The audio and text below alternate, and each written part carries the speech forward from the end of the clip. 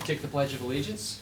I pledge allegiance to the flag of the United States of America and to the republic for which it stands, one nation, under God, indivisible, with liberty and justice for all. Clerk Cody, roll call, please. Supervisor Gunning? Here. Trustee Hauk? Here. Trustee Monkey?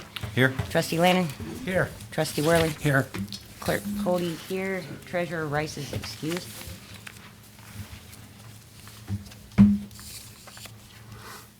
All right. Item 4, approval of the agenda. Need a motion? I'll make a motion to approve the agenda. Support. Motion support, discussion. Seeing none, we put it up for vote, approving the agenda. All in favor, say aye. Aye. Opposed? Agenda approved.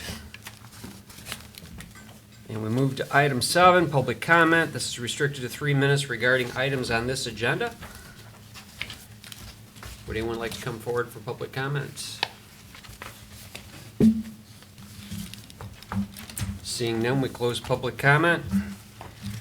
And we move to reports, board comments. We'll start with A, which is nominations and affirming filling some of our expiring seats and open positions on the Planning Commission, Zoning Board of Appeals, and Construction Board of Appeals.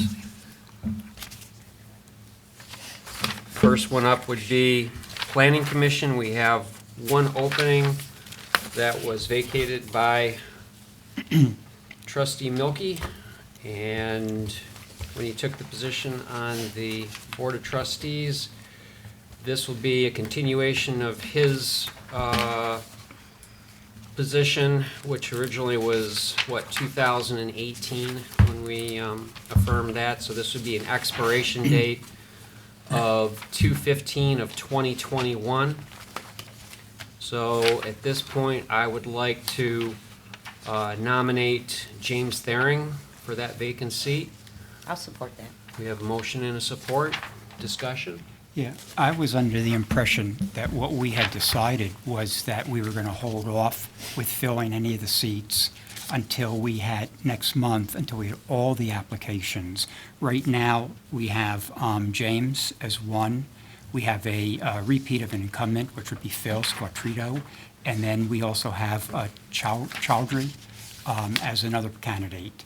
But we still have, we have not heard yet from two of the current incumbents, which is Webster and also Fuller.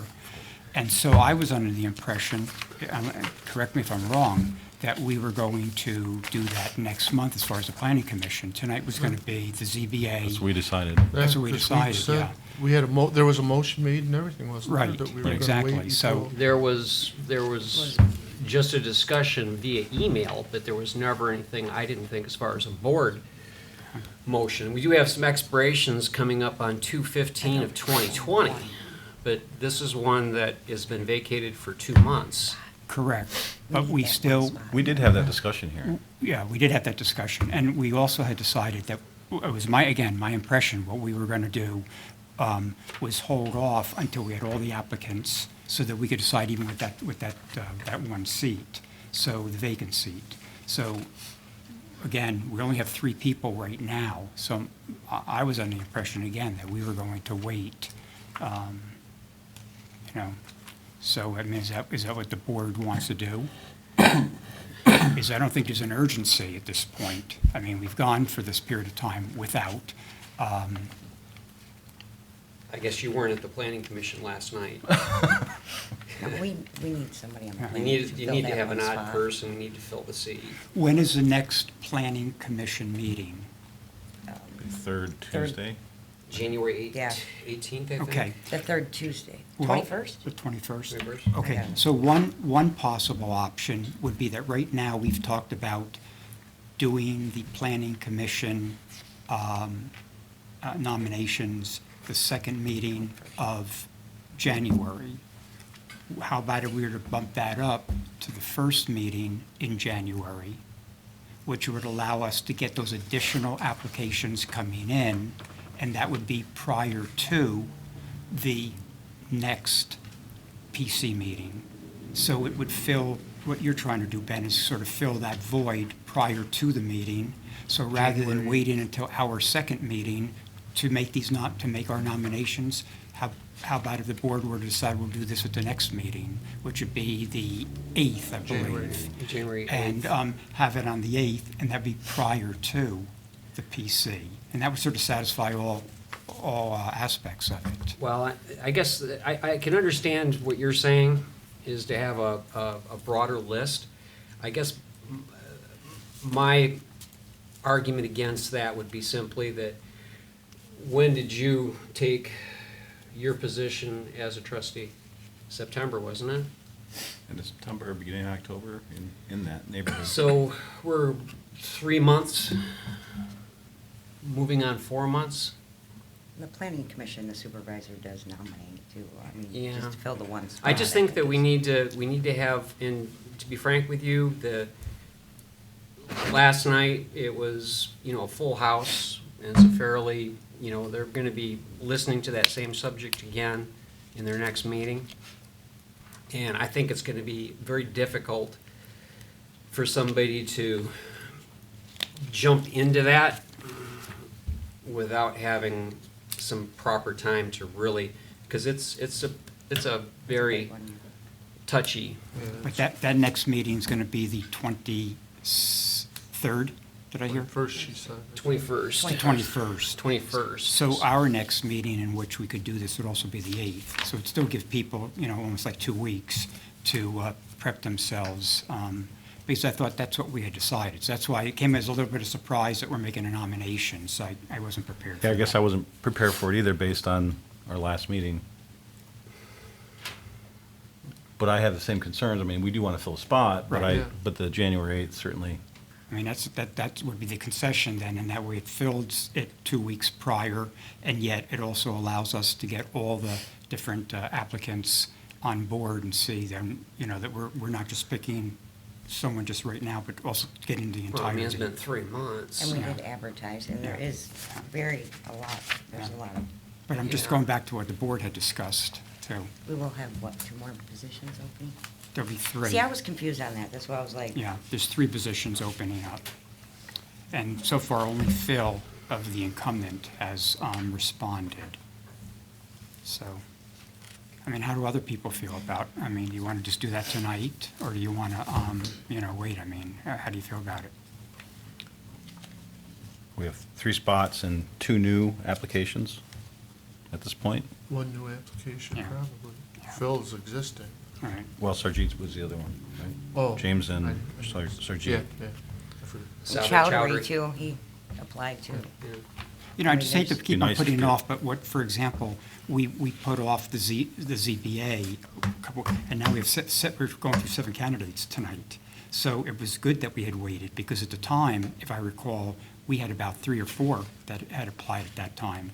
So waiting the extra bit of time for the ZBA has made a difference, because we do have a good selection here tonight. Well, we always were planning on doing the ZBA in this meeting anyway. Correct. Correct. But, Correct. but I just look at it, last night, we needed to have a full board. Right, but that's not going to change no matter what we do tonight. Last night still occurred. That was then. Last night still Yeah. occurred, but I think that this is something that whoever's brought in is gonna need to be trained, brought up to speed, but then on top of that is they're gonna be listening to the same subject in the next one, and they're not gonna have very much time to prepare. Well, it's still 2 weeks. Not quite, Well, the 8th to the 20th, so week and a 13 half. days, 13 A week and a half. I mean, Well, I was really concerned last night, to be frank with you. I was very concerned, because there's a potential for an even vote, and, so then it's all about the motion. yeah, I'm just going And by I just what- think we need to address this sooner rather than later. I mean, we've had this thing publicized for 3 months. I just think if the rest of the board, and we have a motion in a second, we can retract, I can retract the motion if I have a consensus amongst everybody else that you're We going have to. two issues going on. One, Yeah. you have a motion there, and I don't want to reject someone because of a technicality when that's not fair to the individual, because I think there's some qualified people that are applying. So this has nothing to do with the applicant. It has to simply do with the procedure of how do we best govern in order to get the best pool of individuals, or the most pool of individuals. So I don't feel that that's here right now on the three people that we have.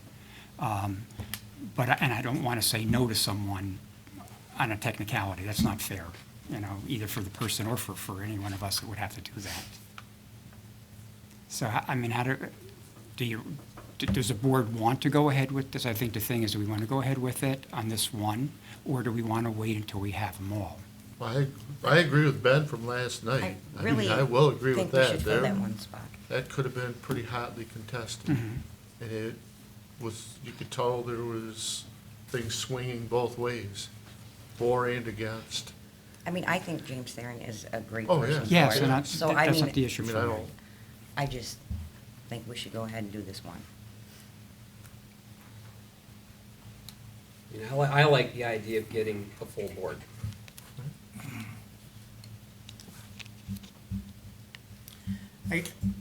My input, looking at it, would be if there was discussion and it was televised, if it was discussion at the board, that information is out there, and if the message was that we'd be filling the positions in January, it'd be a disservice to people who intend to apply.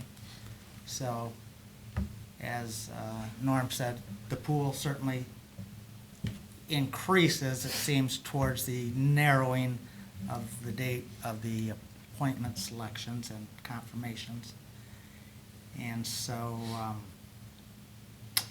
if that discussion has been out there, I think it'd be important, because it will not change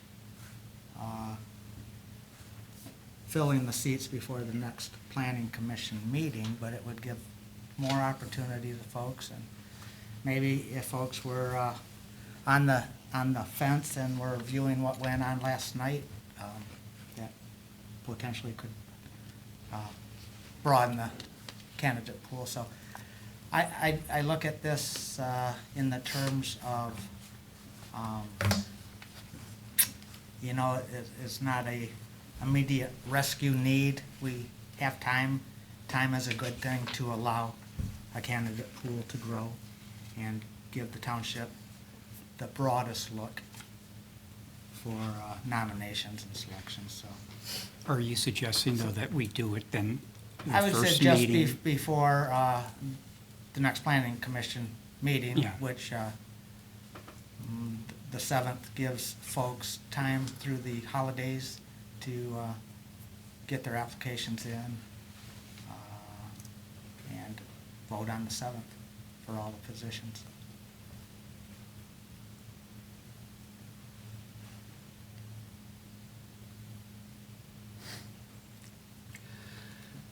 I'm still of the mindset personally that I think that whoever gets brought in is going to have a very short period of time to get up to speed.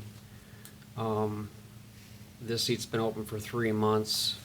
We've got 3 more seats that are expiring in February. So there's plenty of opportunity for people to become involved if they want to become involved.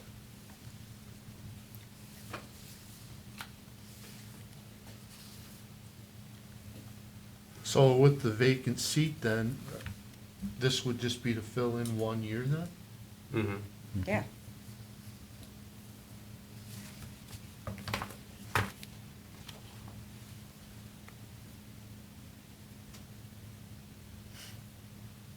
Well, I- sorry, Bill. Oh, go ahead. I say, I probably have a preference on waiting till the 7th, only from the perspective that that's what we said we were going to do, and I agree that we didn't have the applications for all the seats at this point, which is probably because we said we were not going till January. But I also agree with Ben that filling that becomes pretty important, and I don't know how much time would be done in training over the holidays, but it's going to be important for whoever takes that seat, that they have the time to What's the next? Because they're gonna have to be brought up quite a bit to speed. I mean, Right. it's not gonna be just to be able to jump in and go. I think that, But there is. Well, then maybe we should wait, because then you could choose, you know, which one gets the 1 year, which one gets the Yeah. 3, and the Right. 3, you know, so Bingo. which one fills which position. Because you're filling a vacancy of Yeah. 1 year, all the others would be 3. So But maybe- again, even the candidate then might prefer Yeah. to be a 3-year candidate, but we're only going to give them a 1-year seat. Yeah, You true. know, I think just logistically, it just makes more sense, but, you know, I'm not trying to be oppositional here, I think it's what Yeah. we That's just a talked different way about. to look at and, it, yeah. you I didn't know, think of that. yeah, yeah. I was under the impression we were discussing the 2/15/20 expiration dates, not the vacancy. I could see why you think that. Right. Yeah, I mean, that's where I thought. And- Right, and, gotcha. You know, I'm still of the mindset that, you know, I'll follow the will of the board, but I just think that it's been unfair for us to leave that board, you know, unfilled, because it leads to potential issues, both for the township and so also the applicants. It always lends itself to that 3-3 or 4-4, you know, situation where you have that But even we vote. will have this filled by the next meeting, so it will satisfy that. And the reality is, no matter the training, there's always a learning curve when you walk into the PC. It's a tough board to be on, especially when it's controversial, like you're describing from Yeah. last night. And for many, when you first start there, you're like deer in the headlight, because it's a tough position to It is. be in. And Yeah. yet there's a lot that you have to balance. I mean, zoning ordinances, master plan, you know, future land use, you know, plus the issues that are coming up in front of you. It's a learning curve. So I don't think we're depriving someone. I just don't want to be jumping the gun if we have other candidates as well. And perhaps the person you're nominating would be Would like better the suited in 3-year a instead of 3-year the rather one. than a 1-year. So maybe we should You wait know, on it. Yeah. so I don't know if you want to withdraw because I would. or do you Well, I'm want- not gonna put anybody into a spot as far as Exactly. voting, Yeah, you know, Yeah. so I'll retract the motion. Right, now and I'd like to preface that I think the candidate is a good candidate. So that's why I don't want to be in a position to say no on a technicality. It's not fair to the candidate Okay. at all, so. Okay, yeah, but that was in all frankness, my thought was they were waiting on the 2/15/20s Right. for, Gotcha, as opposed That's to what I that thought. vacancy. right. All right. So What are we the planning commission vacancy will be addressed on the 7th, and so we're The saying that we're 8th. going to address everything on the 7th? Let's Eighth. do them all on the 8th. Is that it? Everyone eighth. agreeing with that? Eighth. Eighth. I would say yes, we need to. Yes, because that for way you the have the whole full pool, and then complement. you might have 10 people or 7 people, and then you have 4 Let's slots. hope we at least have so- enough to fill the seats. Yeah, Yeah. yeah. Does yeah. that seem reasonable? And then, We'll do the whole shooting match on At one time. the 8th then. Okay. Okay, all right. Okay, so we're all on board, same page. All right, so next would be appointments to the zoning board of appeals. we're doing the ZBA still. We're into the ZBA. We have to do that tonight. Excuse me? No. How many ZBA are we filling? We've got, I believe, four vacancies. And the What- three haven't reapplied. Right. Can I, I have a procedural question, if I may.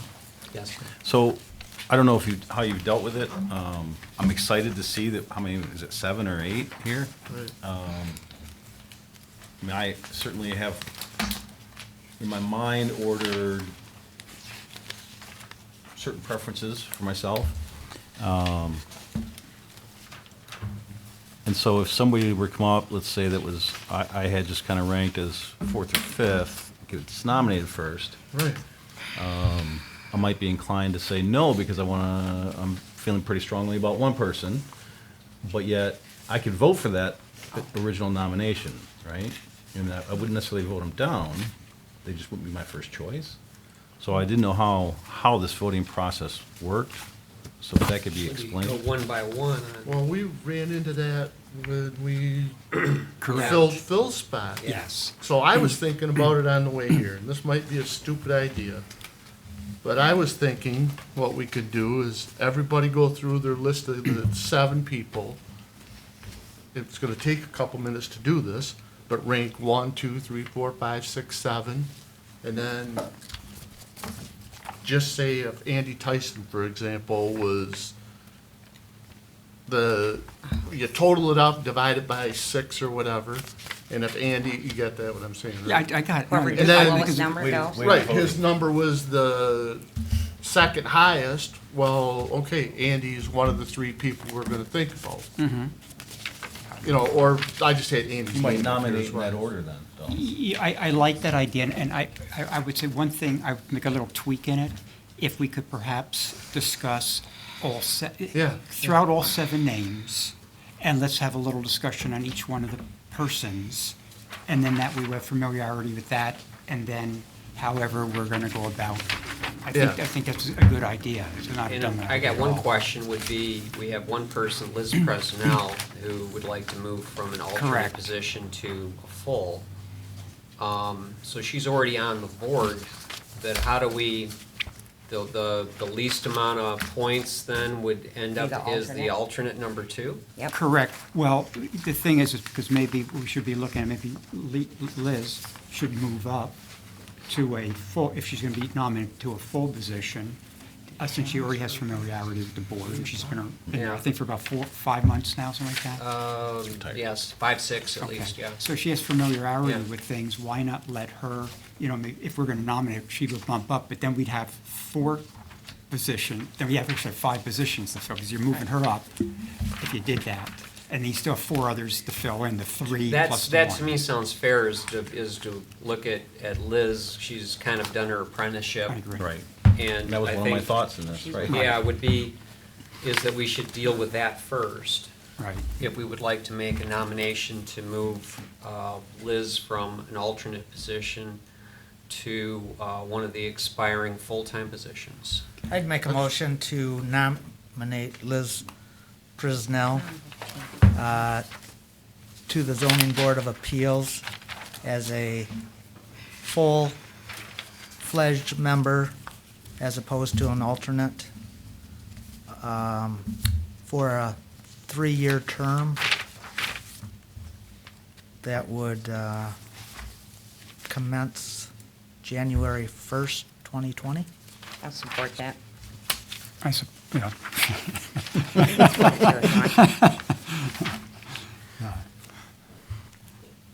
All right, we do have a motion and a second to move Liz Presnell from the alternate position to a full-time seat, and this would be the same expiration date as her current term of 2/15/2021, I believe.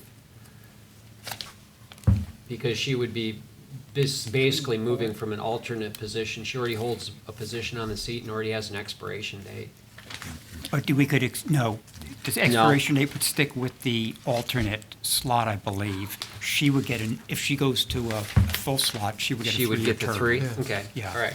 And you know why that makes sense, too? I mean, because there's quite a few changes taking place here. And one thing you want to keep is some type of continuity with the board, so it's not like everyone's deer in headlights in those first meetings.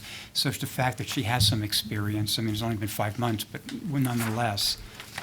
And I think she's jumped in a few times, if I'm not mistaken.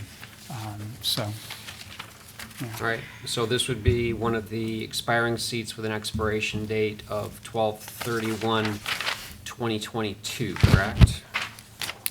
3 years? Yeah. Yeah. So now we got 7. I think Brian has something to say. Any discussion, or would you like to go to vote? Just a question on procedure Yes. then. So, are we not considering Bill's idea? We are still, right? We just were in a consensus with Liz that, Correct. okay, I just want to make sure that was consensus, Yeah. and Yeah. we're dealing with her on a separate, isolated case. Yep. Right. And that the other 6 then we would discuss in first, and then go with the Or whatever rating we're system. gonna I do. We like, don't have to Yep. do what I said. no, We- I like your Yeah. idea. I like your idea, Bill. Yeah. Thank you. Thanks. Okay. Yes, sir. Then just a little more discussion, a little beyond Liz. We'll have 2 alternate openings and 2 full-time position openings, so If this passes. I would tend to think the order would be, in the voting nomination, should be full-time full-time, alternate, Yeah. alternate, Right. Yeah. if you guys agree. Let's get Yes. through this first and Yes. then discuss how we want to do the rankings or whatever. All right, so with Liz, we're all set? Call the question. Yeah, Yep, question. Okay. All right, so this would be to affirm the nomination of Liz Presnell in the ZBA from an alternate number 2 position to a Question. full-time position. Yes, sir. Question. On the chair position, now, we got, also officers to consider. They do No, that. they No. appoint their own. They do that. They appoint They them. Yeah, will they do do that, that. yes. Very good, thank you. Yep. Yeah. You can make me do this all over again, aren't you? Okay, is anybody else gonna raise their hand? Everybody hold their hands down underneath their butt cheeks. We already have the motion. Let's Okay, call the Right there. question. all right, so this Well, would be give to it tomorrow. affirm Continue on the with something and go. nomination of That way we're not Liz stumbling. Presnell from alternate number 2 to a full-time position on the ZBA with an expiration date of 12/31/2022. All in favor, say aye. Aye. Opposed? Okay, so Ms. Presnell is a full-time member of the ZBA. All right, discussion on how we're handling these then, as we're going to all list our candidates? 1 List through them 4 down, in we'll priority? hand them- We can list them, hand them to Mark, we can continue on with the next topic. When he gets them tallied up, we'll go. You wanna Is that do what we want to do? I mean, Yeah. we don't have to go with my suggestion, I'm just saying. I think it's a good suggestion. I that just okay, think, I Mark? just would like the Can idea, you of- tally up since our there's, votes? Or Jennifer can tally them up real quick. Do you know what you're doing? Tim's got a question. You just add our numbers up as Yeah. we got to. You'll be on the spot, though. yeah. I mean, I can read them, it doesn't matter, but. Could we first discuss the 6 remaining? Yeah. In general terms, just to get ideas of, you know, we all know something different about different folks, and it might be nice to hear some of those tidbits. What do you think? Well, I tell you what, I'm gonna jump in Tim's first. got a question. Yes, sir. Before we get Curious started. George over here. Go ahead. Before we get started on this matter at all, I'd like to disclose to the board, if they aren't aware, and to the citizens that my wife, on her own volition, decided to put in an application for a position on the Zoning Board of Appeals. She heard the call, and she believed in herself that she could bring something to the board. It was her own decision. But I do want to mention, I can understand if some questions might arise due to me being a board member and my wife applying. And so as I was reviewing board governance policy, which I think policy governance is so important, I was wanting to point out something under 3.3 Board Members Code of Conduct. And that, What number, Tim? 3.3 is the policy title, Board Members Code of Conduct. But I'd like to move you to 3.3.2.2.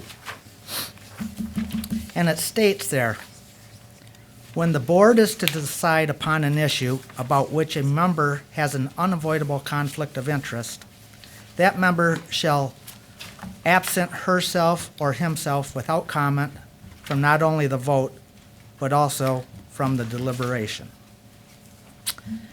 Underneath that is the letter A with an exception. Exception being, where a board member has special expertise and has a conflict of interest, the board may choose to allow the member with the conflict to participate in the discussion, but not the vote. Following that is 3.3.2.3, 3.3.3. What? 3? 3323. It's on page 14. 3, okay. It indicates board members will not use their board position to obtain employment in the organization for themselves, family members, or close associates. So I bring that forward to the board to consider. I anticipate the word nepotism coming forward. So, in defense of my position, believing that my wife choosing to put her name on an application for one of the township boards or commissions, I don't feel, due to the reason that nepotism is generally going to be made by a member in authority, oftentimes a CEO, who singularly would appoint a family member or someone who typically would not be competent to hold a position in a business of employment. I view myself as 1/7 of a decision-making body. I don't appoint anybody. We appoint someone. We nominate, we select, we affirm. As far as I question, is a board position, are you an employee if you happen to be on one of the boards? That may be debatable. But fiduciarily, whatever the amount that is paid to these people is not money that's going to come to my pocket or improve my life in any significant way. It's relatively a small number. And my daughters aren't me, my wife is not me. Individuals are individuals. And as a electorate of the township, property owner, I certainly would not wish that a marriage penalty be put on a citizen of the township. I'll let you guys think about, debate, discuss if you believe I should abstain in this whole future matter of the next exercise to continue on with the ZBA vote, or your decision.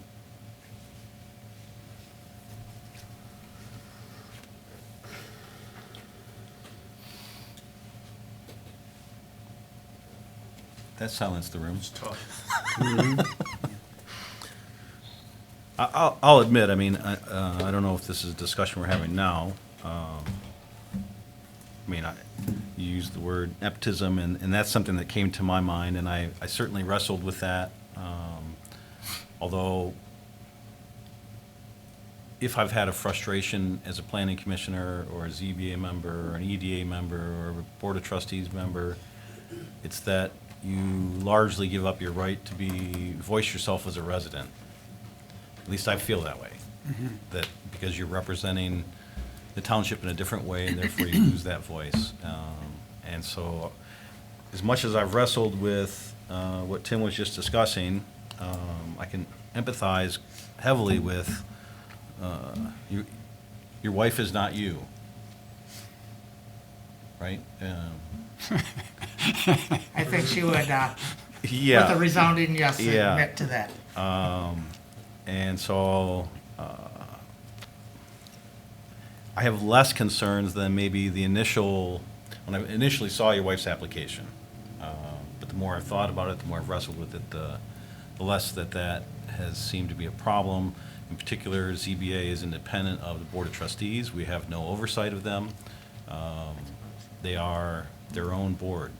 And as board here, we saw, I don't know. It's definitely something I spent time thinking about. Yeah. And I probably didn't articulate that very well. No, you did very well. I think both of what you've been said, both Tim and yourself, I struggled with this too. And the first, I had that same knee-jerk reaction, and nepotism was the first thing that came to my mind when I saw Judy's application. You know, and not that I ever questioned that there would be any impropriety or any conflict of interest if she were to be nominated with you being on Board of Trustees. That part didn't enter my mind. I think for me, the nepotism was more also in terms of appearance. to the community in terms of, are we sort of stacking the deck, with family members and that? I mean, would that give that impression? But that was my initial reaction. I spent a couple days really thinking about this because I want to do what's right, because getting a good candidate is important, and a candidate shouldn't be jeopardized for something that perhaps we're making more of a big deal over than what it should be. There is, as you read here, when it says that board members will not use their board position to obtain employment in the organization for themselves, family members, or other close associates, that has to do with, I think, looking for, looking to get someone on staff here, is where I interpret that. If anything, we don't have a nepotism clause within our policy governance that pertains to someone's wife being on one of the boards. We don't have that. Which means then we may have a void.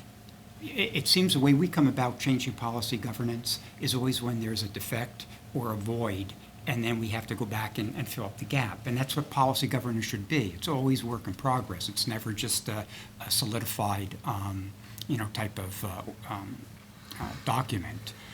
So we have nothing within our policy governance that says that a family member can't be on one of the boards with a person that's with a board member. We have no nepotism clause in here.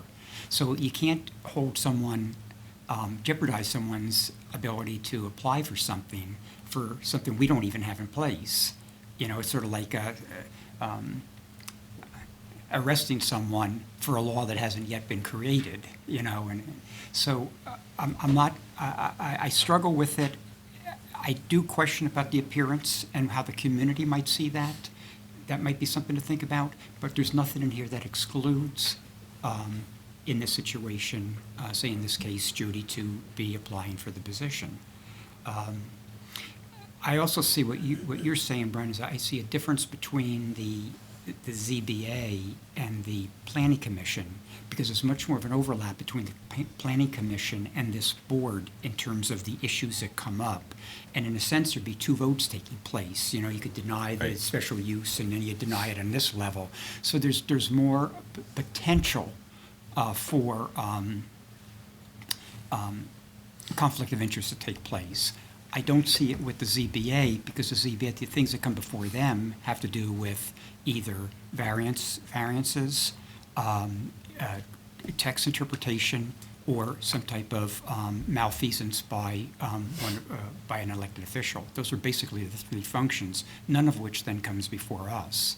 So there, it seems there's more of a boundary or a separation between the ZBA and this board, as opposed, say, to the Planning Commission and this board. I see that there's more potential for misuse in the other category.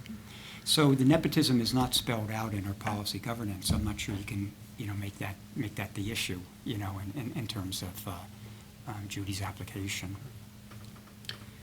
I looked at it not from really a nepotism standpoint, because I think she's probably, and from the looks of it, she's very qualified. Mm-hmm. So I don't see nepotism as the issue. My concern is the opposite, would be the potential for a conflict of interest, because I think that board, if I'm mistaken, correct me, but if a decision is made in the Planning Commission or in this board, doesn't the applicant have the ability to appeal it in the ZBA? Yes. And so that was where my brain was at, is that, not that it would happen, but the potential would be that if a decision was made by this board, and they appeal it to that board, the ZBA, then all of a sudden, yeah, you've got a real appearance of a conflict of interest. And so that's kind of where my brain was at. To be frank with you, I'd have less of a problem with the applicant going on the Planning Commission than I would be with the Zoning Board of Appeals. Okay. I have a problem with the planning commission, so, Yeah. because, you know, they recommend what to do to, you know, the board of trustees, but Mark, do you see any issue with that? Well, I think, one, decisions of the ZBA are not appealable to this body. So that's a fine point. And they're appealable to the court. So if you're worried about decisions of the ZBA coming to here for appeal and that conflict, that doesn't exist. And I'd have to either research it or unless Peter knew, but I do not believe that Board of Trustee decisions that are planning related, like special condition use and text amendments, I don't think those are appealable to the ZBA at that point. I believe they're appealable at that point to the court, but I'd have to double check that piece. And Peter looks like he's Planning Checking looking, right now. but I mean, that would be, that was my major hangup. on the whole planning thing. decisions are appealable Yeah. to the ZBA, and some items go straight to the ZBA. Especially from the planning commission, would go before the But- ZBA issues from there. That could include zoning then too, right? I mean, that could include Yeah. all three bodies potentially, if the ZBA can rule on a ruling in this body on rezoning, right? If somebody appealed a rezone. But that's what you're saying, you don't know if that would happen or if it would go right to circuit court. Right. On the other hand, it seems that if that did go before the ZBA, the person could also recuse themselves, as oftentimes a developer might have to do if it's pertinent to a development they're making or their project manager for. So we do have people recuse themselves on the planning commission and on the ZBA for various things. So it seems to me that that would be, you could work around that too. And the ZBA is unusual in that it has alternates to help with that. Correct, Yeah. yes. And an alternate's always there to step in, so, you know, just like we're doing now, so. So it seems to me, there's two questions before this board. One is just the general idea. And secondly, I think Tim was asking if he should be able to vote or not if her name gets nominated. Did I understand you correctly? No, I'm taking it even before that. Does he Making a write it list. down our list like we're doing? Gotcha. That he's not even involved in a discussion, because actually, when you recuse yourself, it's not just from the vote. You're supposed to recuse yourself from the discussion as well. It's the entirety of the issue, not Did you just. find the answer, Peter? Or no? An SUP decision is appealed in court. So, Yes, that separates that. Yeah. Okay. I just don't like being put in this position for some reason. I don't know. Well, Yeah, I know, it's awkward. It's hard. I mean, I recall, I believe, a couple of years ago, that there's a set of, there's two brothers that live in Union Township. One was on the planning commission, the other wanted to get on the ZBA, and we said we wouldn't put him on the ZBA because his brother was on the planning commission.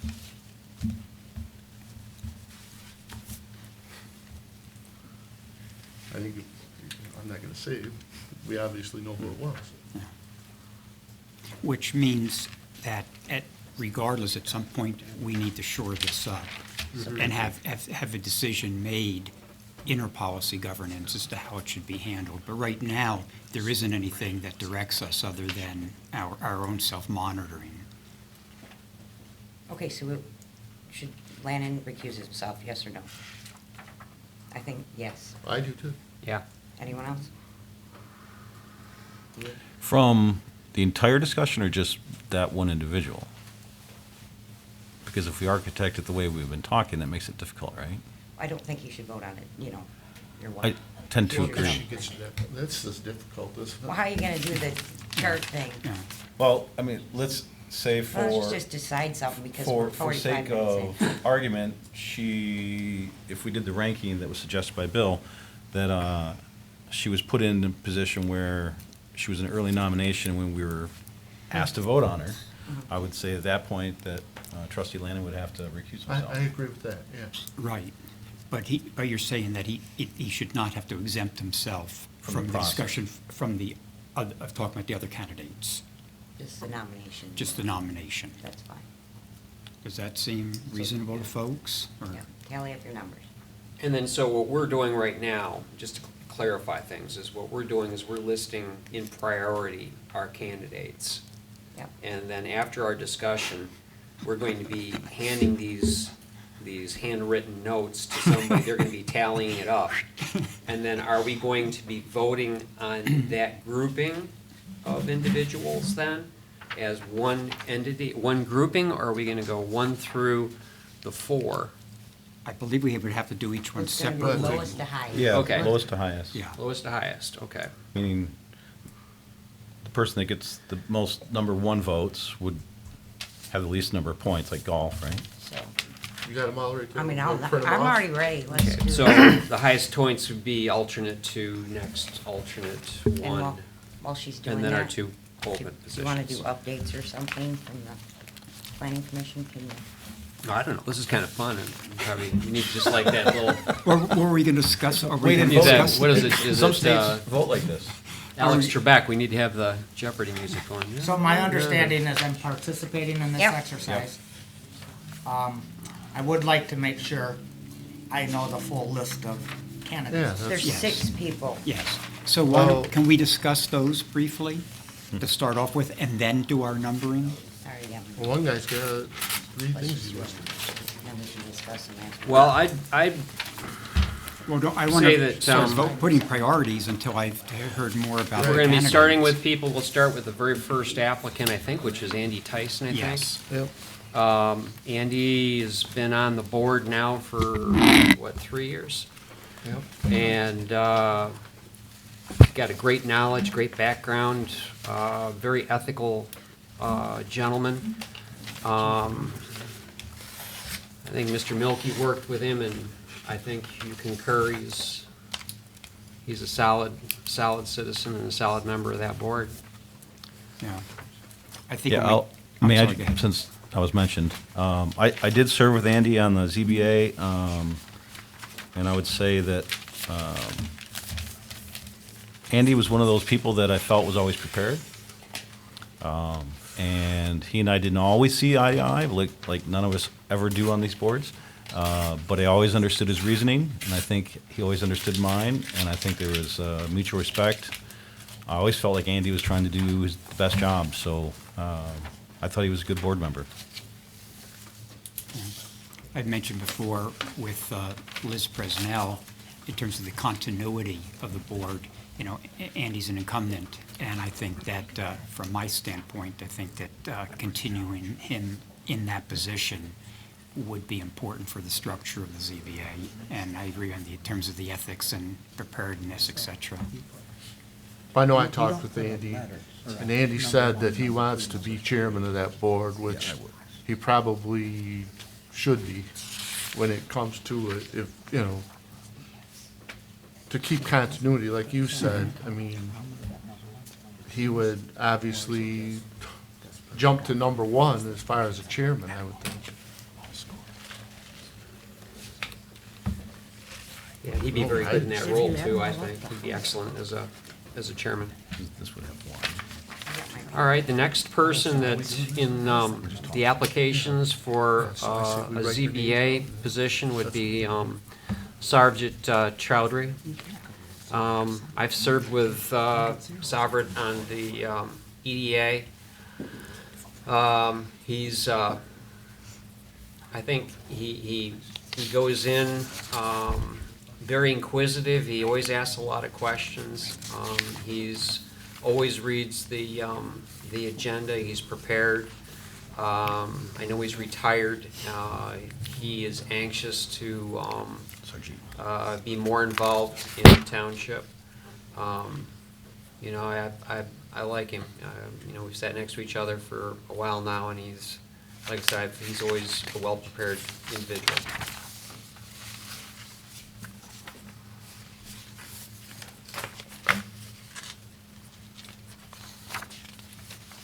I didn't work with I him. don't know him. I don't So I don't know. Yeah, I can't comment, I don't know.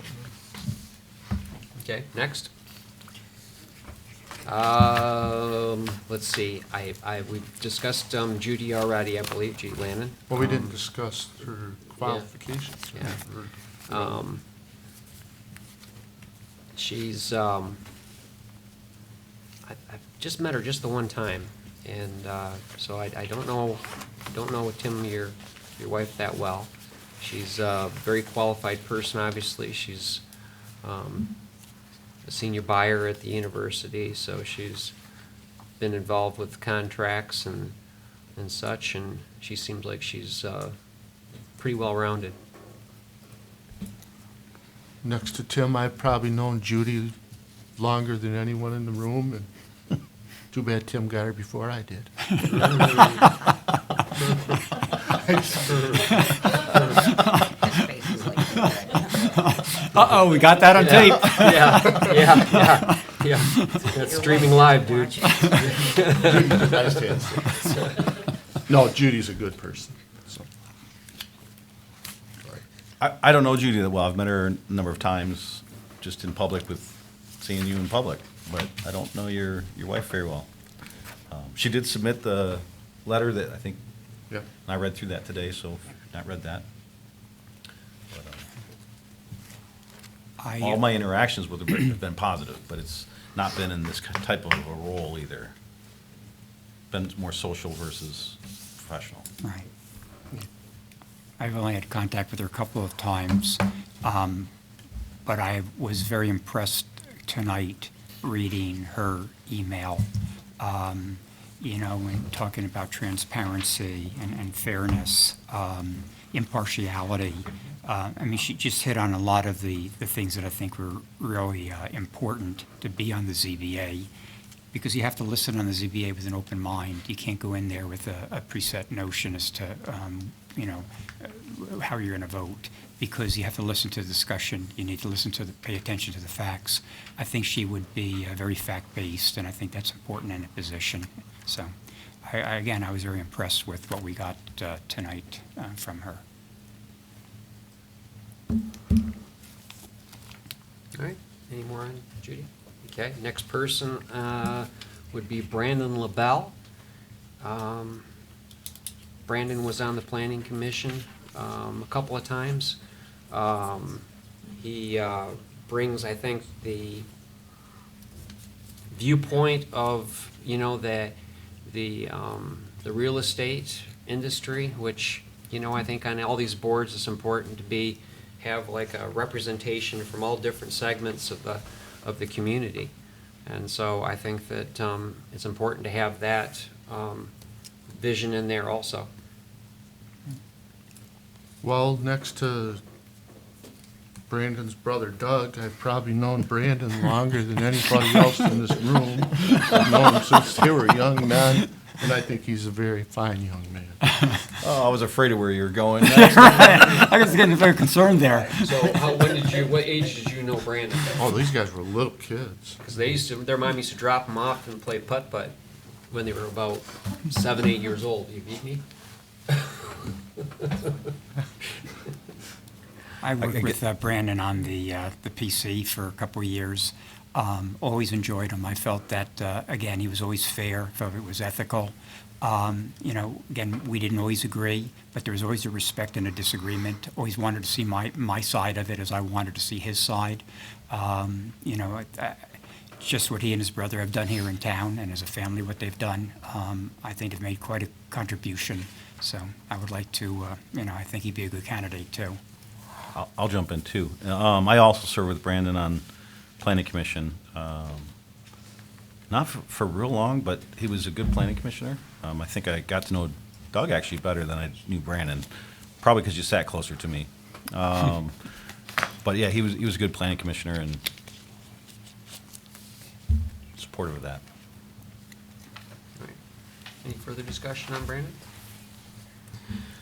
Next person on the nominating list is Jim Engler. I've known Jim for quite a few years. Jim is pretty much a matter-of-fact black and gray kind of guy, black and white kind of guy. He's would bring a very solid sense of common sense, I think, Jim is a very ethical person. I think he would make a very good candidate or a member of that board also, because of what they deal with.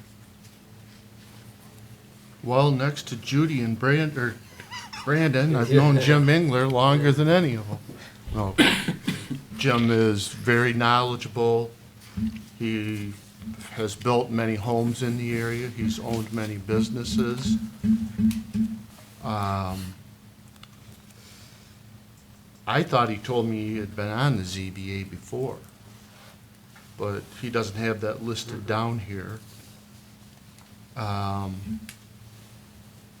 He knows all about land divisions.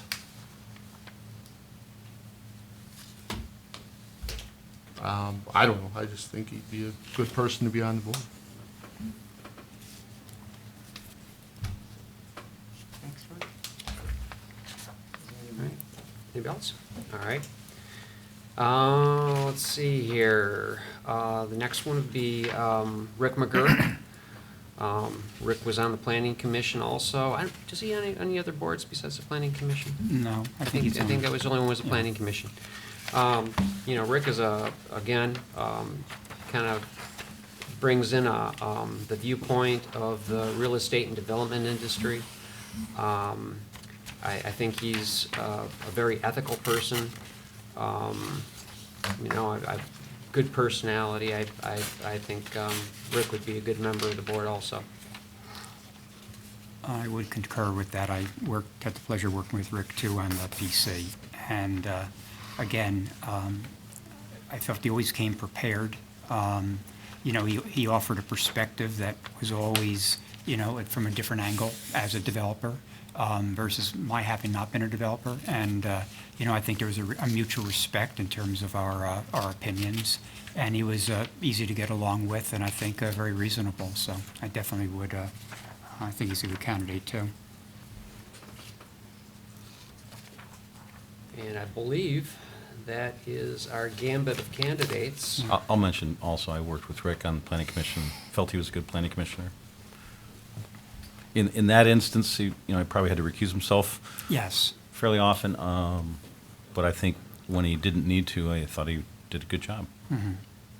Yeah, that was the one downside, that he did have to recuse himself because of the development issues that came before for that board.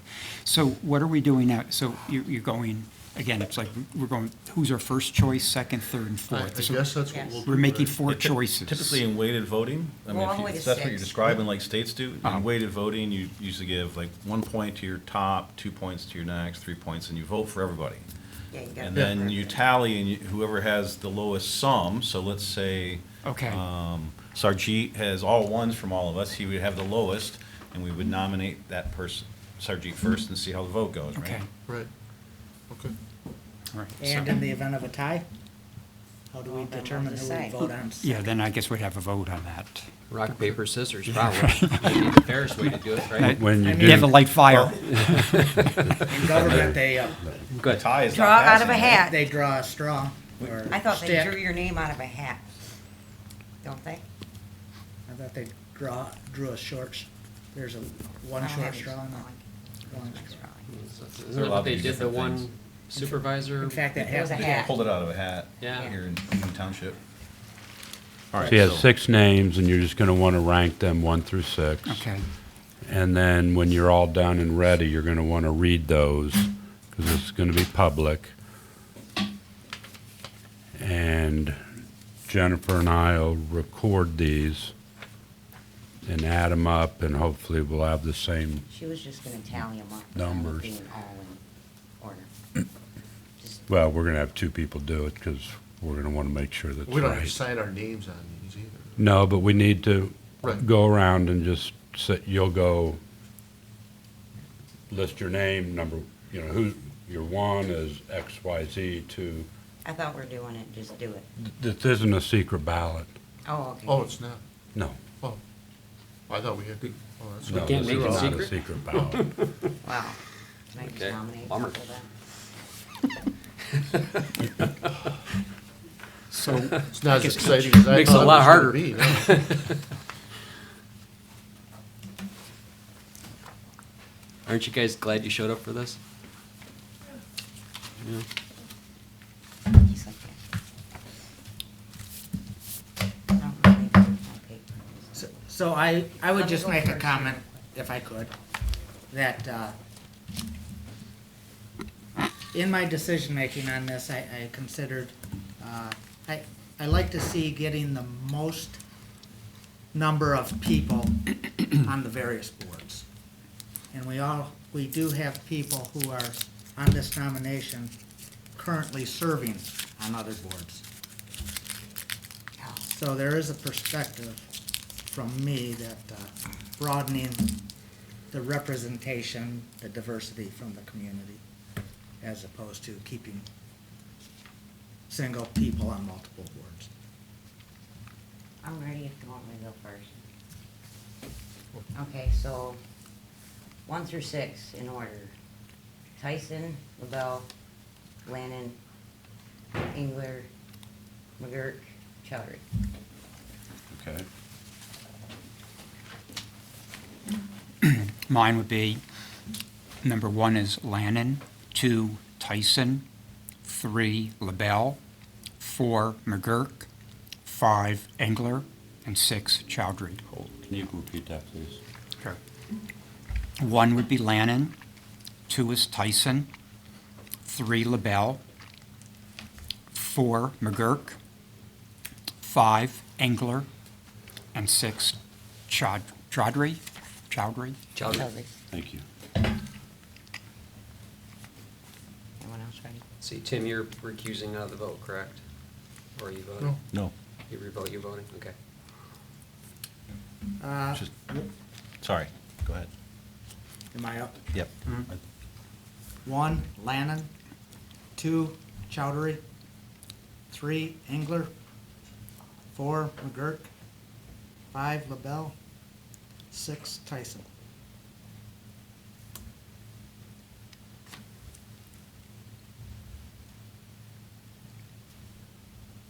Next. We good? I'm just making sure that Did you get all that? tally's done. Okay.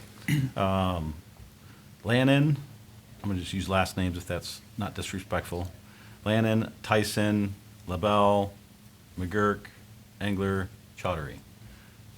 Which I think was the same order you put down. When you read it off, I was like, oh, that's Did you weird. copy? Mine's a little different. Tyson, Engler, LaBelle, McGurk, Lannon, Chowdhury.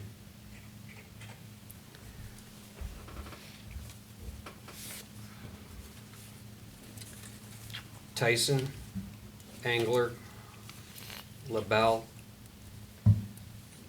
McGurk, Lannon, Chowdhury.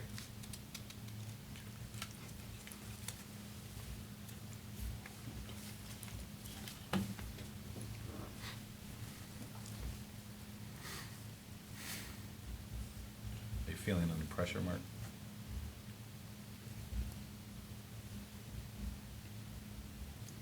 He's a golfer, he can figure it out. Yeah. Jennifer's got a calculator, it's not fair.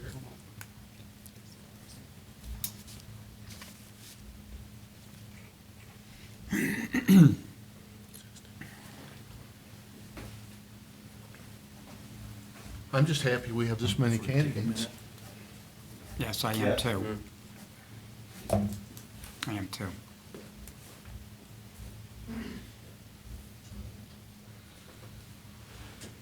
Yeah, I think 4 additional ones came in by delaying or doing this till tonight. So I think we picked up 3, because McGurk wasn't on there, LaBelle wasn't on there, Engler was, Chowdhury wasn't, so there was 3 we picked up.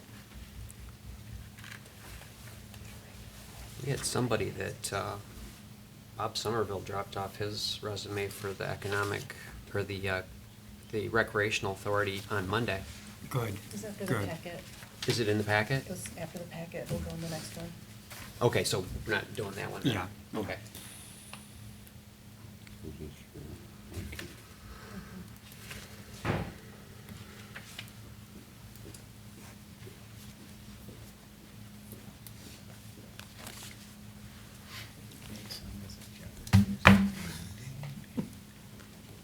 Yeah. Okay. So the top four, so we have four openings. Would be, and this is in the order of the number of votes, Tyson, Lannon, LaBelle, Engler. There were no ties. Tyson, Lannon, LaBelle, and Engler, in that order. And I assume if we needed to, that you would give us a fifth I'm name. just gonna do a motion. Here, If I'm the- gonna, do you want me just to do a motion for each? Or is that fine? We'll do it that way. I'll make a motion to appoint Tyson for the ZBA for the, hold on, I gotta look at my paper.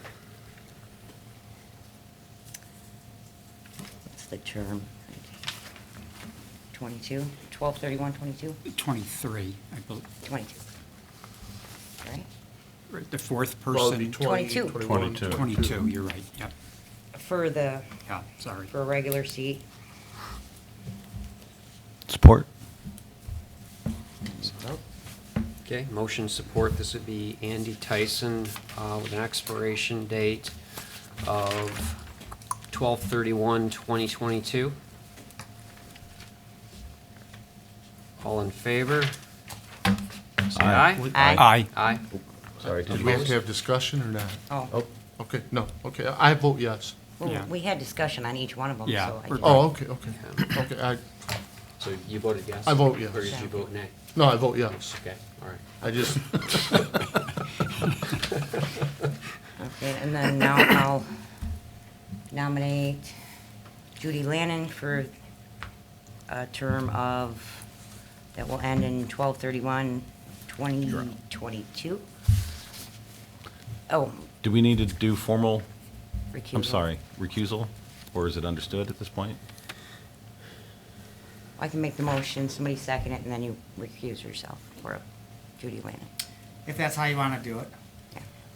But it's interesting to me because I participated. Yes, in the. Yeah. In the Yeah, listing. right. Yeah, So exactly, so I don't see. Just any reason vote on to- it, it's yeah. fine. is that, It's up to you, whatever you want to do. If you want to vote on it, you I can vote on mean, it. If you don't, I you said don't. no, I- but I I say mean, vote. that's right. whatever the board decides. I say no. We said no before. Okay. You said Yeah. no, I you think said no. no. Okay. We'll go with I no. think that's better. Yeah. No. It's Okay. So, better I appearance. nominated her, need a second. Support. Okay, motion to support, so this would be to Recusal. affirm the nomination of Judy Lannon for a term on the ZBA expiring on 12/31/2022. All in favor, say aye. Aye. Opposed? Okay, and now I'll nominate You're back in. LaBelle, Brandon LaBelle, for an alternate number one with an expiring term of 12/31/2022, right? I'll support that. Say it again, it's going to be still the same expiration date, Yeah, 2022, and it's for Brandon, and he'll be alternate one? yes. Okay. So all in favor of the nomination, affirming the nomination of Brandon LaBelle for the ZBA alternate one position expiring on 12/31/2022, say aye. Aye. Opposed? Okay, and now I will nominate, who's my last? Jim Engler. Jim Engler for the alternate number two with an expiration date of 2/15/2021. Support. Okay, motion support. So this would be affirming the nomination of Jim Engler for filling the alternate two position that was vacated by Liz Presnell and her move up to a full-time position with an expiration date of 2/15/2021. All in favor, say aye. Aye. Opposed? All right, we got through that I one think that's going to be a unscathed. good board. Yes, I think Yeah. so too. Good candidates. All right, next is going to be the Construction Board of Appeals. We have 3 expiring terms. We have 3 applications. How would we like to do this? We'd like to go ahead and start with the 1, 2, and the 3, Yeah, I mean, you have 3 incumbents. and they're all and very they're all solid, good, so- knowledgeable gentlemen Well, also. I've met one time in like 3 years or something, or 4 years. Yeah, yeah, And all for a full term. yeah, exactly. Yep. All right, so the first person up would be Colin Heron. And this would be a expiration date of 12/31 of 2021. All in favor? I wish we actually, we I'll make a we motion need to make a motion, to yeah. nominate Colin Heron for the Construction Board of Appeals, terminating on 12/31/2021. Did I get that right? 2022? 20, I'll support it. 2021. 22. It's 2 years. It's a 2-year term. No, it's 2. Construction Board of Appeals, right? Right. Yeah, 2 years Oh, term. 3 members, I read it. Yep. Okay, sorry, my bad. Okay, so this would be an expiration date of 12/31/2021. We have a motion on Colin Heron. Do we have a second? Yeah, Support. second. We got a second from Bill. All right, so all in favor of affirming the nomination of Colin Heron for the Construction Board of Appeals for a 2-year term expiring on 12/31 of 2021, say aye. Aye. Opposed? Motion carries. Second person up. We need nomination. I'd make a motion to nominate Richard Jakubiec to a 2-year term of the Construction Board of Appeals with the term ending 12/31/21. support. Okay, motion support. So, this would be to affirm the nomination of Rick Jakubiec for the Construction Board of Appeals, the 2-year term expiring in 12/31 of 2021. All in favor say aye. Aye. Aye. Opposed? Position number 3, Construction Board of Appeals, need nomination. I'd make a motion to nominate Andy Tyson to the Construction Board of Appeals for a 2-year term expiring 12/31/21. Support. Okay, motion support. So this would be to affirm the nomination on the Construction Board of Appeals for Andy Tyson with an expiration date of 12/31/21. All in favor, say aye. Aye. Aye. Opposed? All right. Now we can move on to Planning Commission and ZBA updates by our Township Planner, Peter Gallinek. Good evening, Board. This month, the ZBA met once, early in the month. We had no action items on the agenda, but we did approve the minutes from our November meeting, which was a show cause hearing determination, and so the 21-day appeal was able to commence with the approval of those minutes at that meeting. I did want to make a special note, Tim Warner, who is our outgoing chair, he had served on the Zoning Board of Appeals for 22 and a half years. Wow. So, although we appreciate anyone who serves on the board, I felt that it was a special mention for someone 22 and a half years being on one board. Moving on to the Planning Commission, we had 3 items. 4 items were on the agenda. The one item was not recommended for review or approval. That was a site plan accompanying a special use permit. The board decided to amend their agenda and remove that item from the agenda. And so the 3 items that we had were a site plan for Mount Pleasant Storage Central. We approved a special use permit for them back in September. There's existing self-storage buildings on an I-1 parcel, and they wanted to expand that operation onto a B4 parcel, which unlike the I-1 where it is a use by right, it required a special use permit. That permit was approved on the condition that a site plan would eventually be reviewed and approved. They had their site plan ready, it was reviewed, it was approved, and so they are able to move forward with that project. For those who might not remember, That was a parcel that is located just north of Corporate Drive. The next site plan we had was Isabella County Road Commission. As we've known for over a year now, they've been looking for location or an ability to either rebuild or build new administration buildings and other facilities they need to their organization. Earlier in the year, they sought a text interpretation on if they would qualify as an essential service. The Zoning Board of Appeals in February determined that they are an essential service and would be able to rebuild and remain at their current location, Zone B5, Highway Business District. So they brought a site plan forward, and that site plan was approved. It met all the approvals, and so they will be able to move forward with their project of building a new administration building and other facilities at their existing current site. The last item we had was a special use hearing.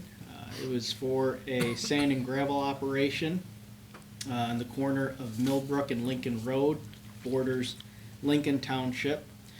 We had many who came out for the public hearing, both that lived near the site and further away. After holding the public hearing, getting all the input from the public, hearing from the applicant, the commission decided it was best to postpone any kind of recommendation until their January meeting. Issues that they sought to have the applicant further refine, define, or better speak to the needs and concerns of the community were issues regarding reclamation of the land, bald eagles in the area possibly to not be disturbed, Millbrook Road maintained, hours of operation, dust mitigation, duration of the project, and enforcement. So those are all items that the applicant will be working on, bringing further information to the Planning Commission in January, where they could possibly make a recommendation at that time. Peter, would you just tell me which corner of Lincoln and Millbrook could be the northeast? Northeast. Thank you.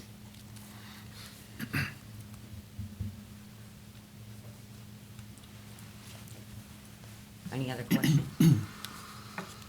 So just remind me, in the master plan, since I didn't look that up today, that's agricultural preserved?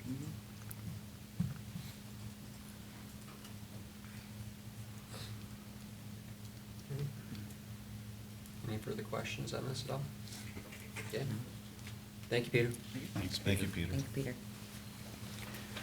Oh, Peter? and I should have done is I should have asked this question. I was thinking about it and completely slipped my mind. Is that I want to make sure that we make a point that when we have people that serve on our boards, is that we send them a letter in thanking them for their service. I've talked to multiple people that were on some of our boards, and that seems to be a failure on our part, is to get a letter of appreciation out to those people. Agreed. Yeah. Brian? Yes, sir. I just was going to ask Peter if he could stay around just for a few minutes. Sure. All right, you don't need to stay standing, but Okay. for my board report. Uh-oh. Sure. Well, I'm anxious to hear this. I think we'll start with you tonight. Yeah, yeah. Okay. Yeah, we can do that. I can do anything I want. You're up first. All right, we're ready? Yeah.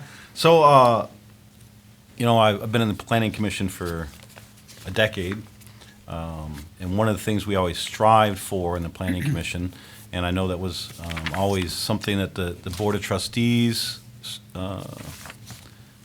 aimed for, and staff as well, which is making the ordinances, the laws that we have in our township apply to all equally, but that we make the implementation of coming in compliance with those ordinances as easy as possible for all the applicants, right? We want to encourage economic development, just play nicely in the sandbox. And I got a call from a developer a few days ago, and it's not important who it is, but this developer said, I've done projects throughout this whole state. And he said, my interaction recently with Union Township. In particular, he called out you, Peter, which is why I wanted to bring this up with you here. He gave Peter props, the township props. He says it was the best experience I've ever had in a development project. And I want to lift that up because that's huge. And I wanted to make sure Peter heard it, because he could not say enough good about you making sure that they understood what they had to do to follow our ordinances. Wish I could say more, but I think the point is clear. So it was, in fact, the developer reached out. He said, "I'm reaching out to you because I'm sure you probably hear the squeaky wheels, the whiners all the time." He says, "Someone needs to give you props where it's deserved." Thanks for sharing. That's great. Thanks, Brian. Congratulations, Peter. You can go now, Peter. Thanks. You'd like to go start? Bill, Oh, I thought you were going to Tim first. but- I'm just willy-nilly going anywhere I want All right, tonight. that sounds good. Road Commission meeting, December 12th.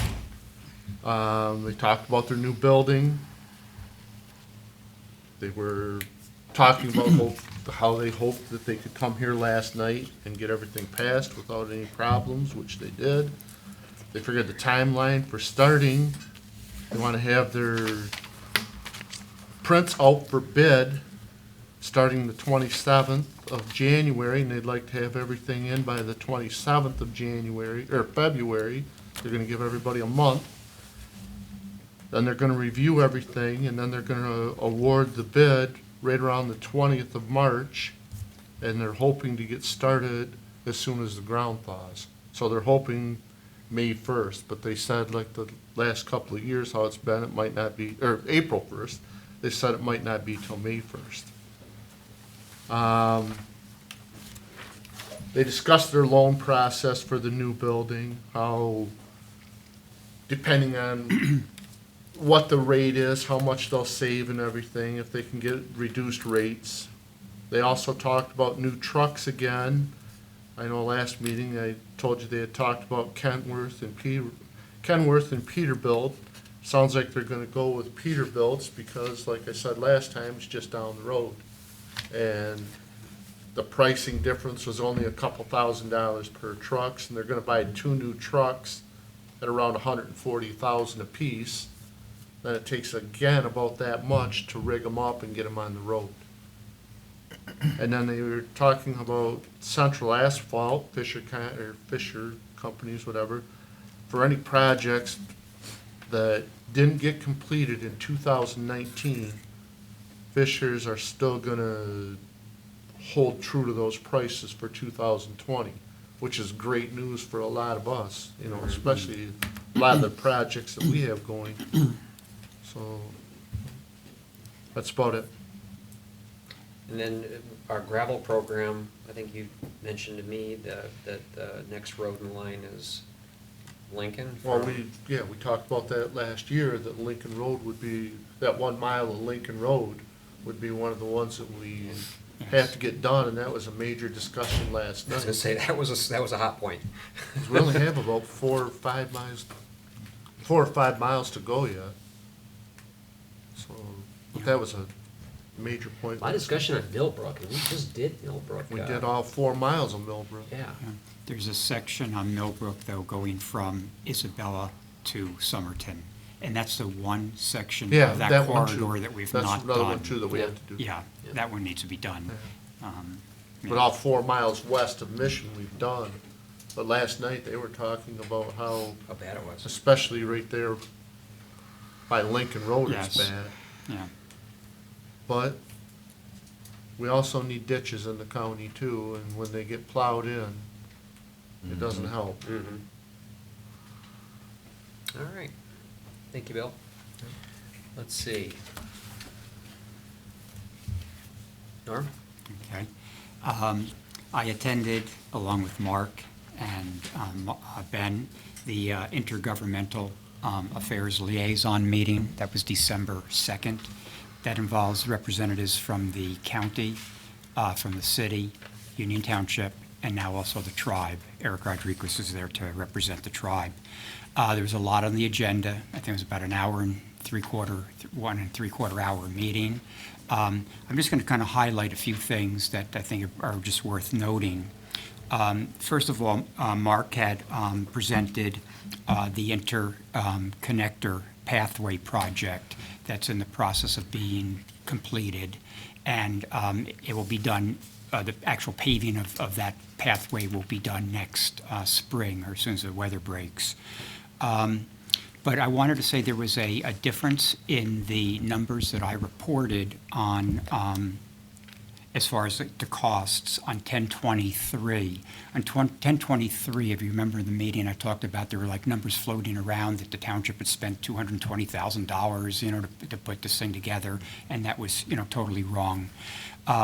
So at the time I reported that the overall cost was $222,840, with the tribe paying $150,000, city $5,800, Union Township $14,360, CMU $52,000. So these are the numbers I'd gotten from Mark prior to that meeting.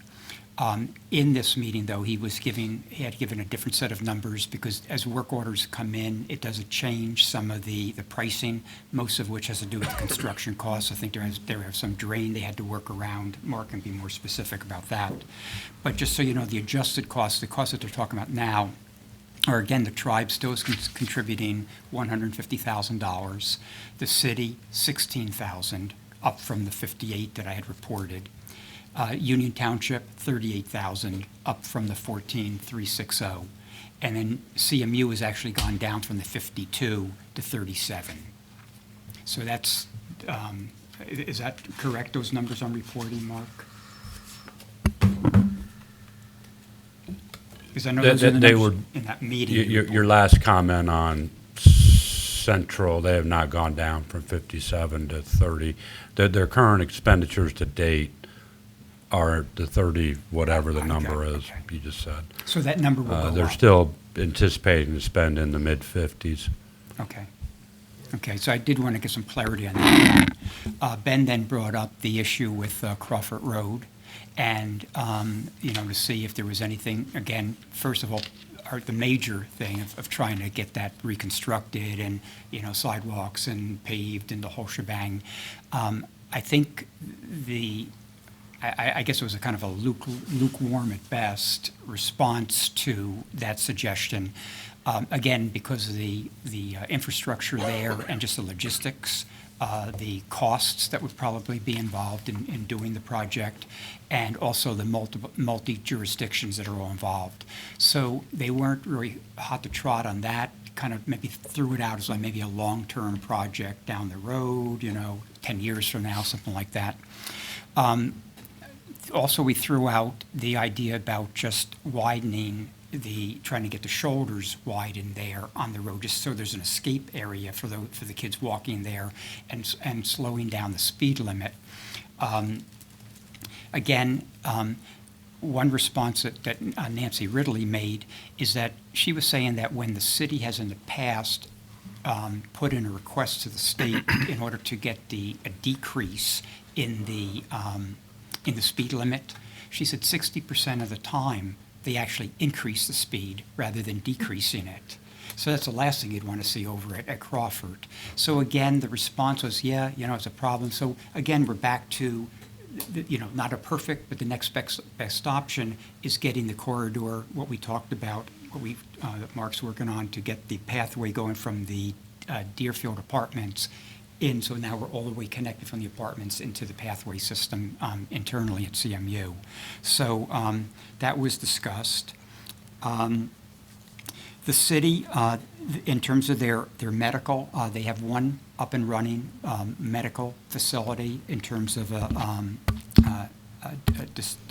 dispensary, and two are in waiting right now. They haven't done anything in terms of the recreational, in terms of, I think there's still more things that they have to do in terms of the applicants going through the state, et cetera. County threw out the Isabella County Jail. They need a new jail. They're looking for land and looking at engineering costs, and they think that, by the time all is said and done, they're probably talking about a $30 to a $40 million project for the jail. So it's not cheap by any stretch. On the recycling center, which was initially set up as a break-even type of situation, over from 2014 to 2019, the county has had to subsidize the recycling center $1,500,000 in order to keep it going. Part of which the problem is that China is taking less product in at this point, and number two is the commodities market. It fluctuates as it does. So it's not at the point of breaking what they wanted. So again, that's a concern for them in terms of longer term, use there. On a positive note, so in 2018, with the point of transfer or time of transfer, so when you're selling a house, if you have a septic system, it needs to be inspected and to make sure it's up and running. And if not, the homeowner has the responsibility to correct those things before. Well, in 2018, there were 475 point of transfers being done. 380 were actually in good functioning condition. So out of the 475, of the ones that the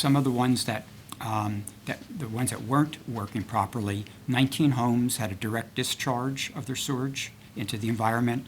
14 homes had a backup in their sewer, and 15 homes the septic and the water supply was closer than the 50-foot, which is required by the state to prevent contamination. So again, it was a lot of information that was coming out in this meeting. It's probably just the highlights, but I really find that this is really helpful because you really get a handle on what's going on systemically and see how we might coordinate some of our services. So it was a good meeting. I will say, though, that the reception on the Crawford was lukewarm from one representative, but yet the other representative was very positive. So, these boards are I think, the big thing is nobody wants to spend money. It's a lot of money. It's a lot of money, but we don't know how much money it would actually cost or what the project would look like. And so the gist of what I was trying to do in there was say, we need to have a discussion on this to at least investigate what could be done and what the cost would be before we all, but I felt that, one person was more concerned about sidewalks and pedestrians, and didn't really care anything about vehicular. The other person was understood everything and was actually very positive. So I don't think it's dead, and I'm pretty stubborn. I don't know. So, I don't know. I just yeah. think that the three things I mentioned seem to be the drawbacks on this. So it's not a bad idea if we could do it, but on the same token, you got to get everyone on board, and it is going to be a chunk of change. I was just going to say, thanks for bringing up Crawford. I think it's at least worth having the dialogue, because without the dialogue, nothing's going to happen. Exactly. And quick comment on the speed limit issue. Just a point of history in Township, Lincoln Road crossing Chippewa River was a very hot spot as far as safety, if you remember the tubers and stuff that would get in there. And the township went to the state and said, can you do a study, because we need to slow this down. And when they ended up coming back and saying, no, 55 is it. And we knew somebody was going to die there. And that's where the no parking signs every 100 feet came, right? And they said, well, it's an urban area, so you have to put them every 100 feet as opposed to every 200 or 300 feet. But, ultimately that, I think, saved lives. But it was a situation where we requested the state to help us slow it down. What can we do? And they just refused. They said, we're going to leave this 55. All right. Yeah. All you do is look at Mission Street. Yeah. Bring the buildings in. All right. Let's see, Lisa. At the city commission meeting on the 9th, they introduced the two new parks and ground staff, Cody Anderson and Lisa Myers. They approved the 2020 operating budget, approved an agreement with Nottawa Township for the processing wastewater, report was given on the city manager's evaluation, and she was given a 2% wage increase. During the final board comments, they thanked John Zhang, the Public Works Director. He is retiring this year. And then Commissioner Kulik and Commissioner Ling for their time served. This was their last meeting. And then they canceled the December 16th meeting.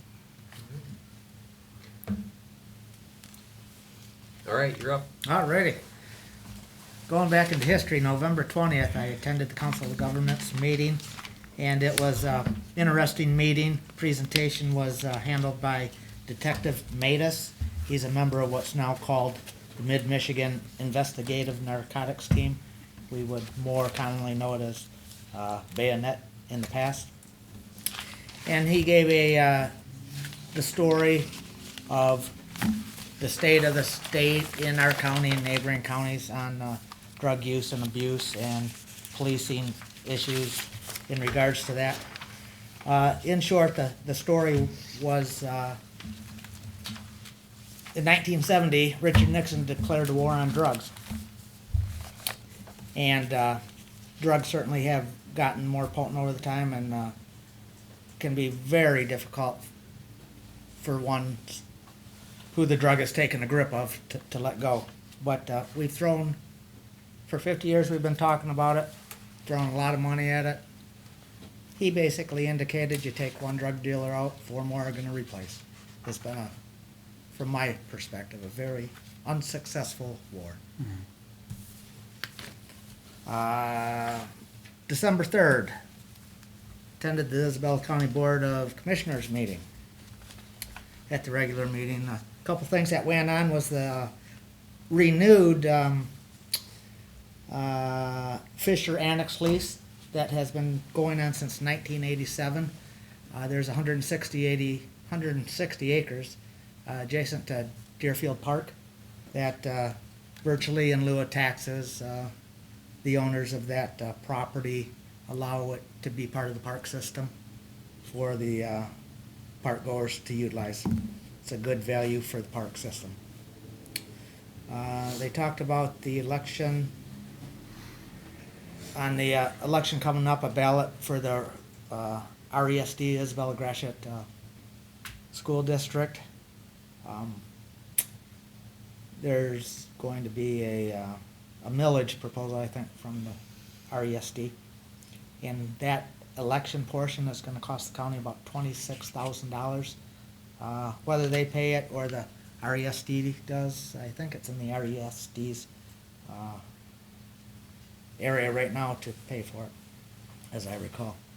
And they indicated the trial court union, beginning the first of the year, was going to get a 2.5% wage increase on their base. Also, Isabella County Board of Commissioners, December 17th meeting. Highlights. Appointments to boards.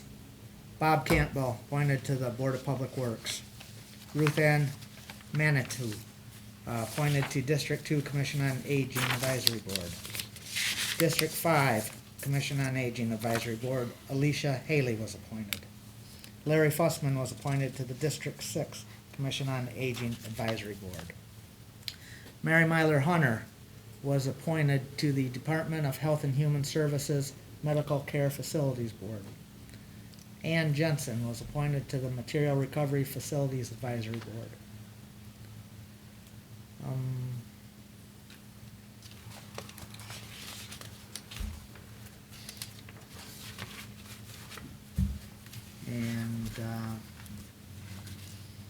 They approved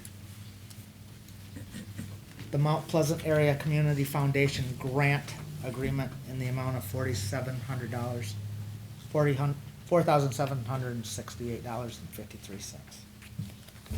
And that's all I have to report on my meetings attended. All right. That takes us to consent agenda.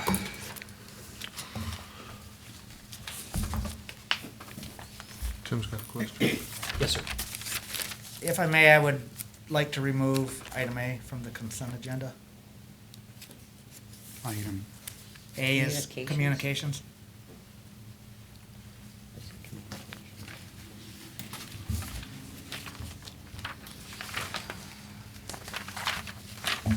You don't have to make a motion, you just pull it. Okay, well, I'd like to remove it. Okay, so that just, remove it and then make a motion to approve it on the remaining portion. And then we'll talk about that after, and then approve that separate. Okay, so this would be consent agenda, and the motion was to remove item A.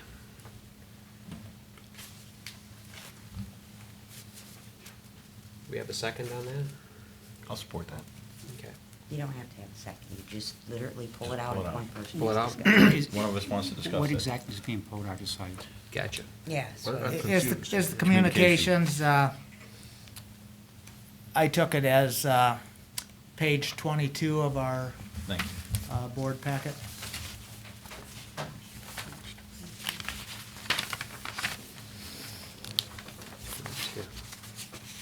Oh, planning commission. Report. Oh, the planning, okay. Gotcha. Oh, okay. Thank you. Gotcha. Okay, so, let's see, do we have a second on the consent agenda as approval? With the removal or pulling of item A? We don't need. We don't Well, we have- need to, the consent agenda, we need a motion and a second. Right, we need a motion to Yeah. approve I'll make a motion to approve the consent agenda. Support. Okay, motion support. In discussion, the only thing I would mention is that, I think we had a discussion a while back about, the mileage reimbursement for going back and forth from the water plant to collect the mail. And I wasn't sure if we'd ever come up with any solution to that. It seems kind of silly to pay somebody $80-90 to, in this case, $75.98 to drive from the water plant over here to get the mail and then drive back. It seems like there's got to be a better way of doing this. Have we had any internal? I think you had brought that up a while The back. township has a policy to reimburse mileage, even if you're going between buildings for meetings. So it is operating within the policy. And often, the person coming over here is here for other reasons. They're not just coming to get mail. Sometimes they are, but that's not the only one. So, no, I have not had any more, I've not given it any more thought. It comports with policy. The one thing I'd like to bring up is, we had discussed that in terms of your meeting pay requests, that they be done on a monthly basis and not cumulative, 6 months, a year, being submitted at a time. I think there's more order to it that way. So I just would like to make the request to people that do submit for meeting pay, that you submit it for the month that you attended the meeting and submit it monthly, rather than accumulating it and then submitting it. So that's the only thing I have to say about that. All right, any more discussion? I looked over all the payables, everything looks good. Okay. So we have a motion and a second. All in favor of approving the consent agenda, say aye. Aye. Opposed? Consent agenda approved. And I'm assuming that we pulled out item A in the communications. Do we have a place that we were putting that? It'll be short and sweet if you want to put it as A. Let's put it as A. Be opposed.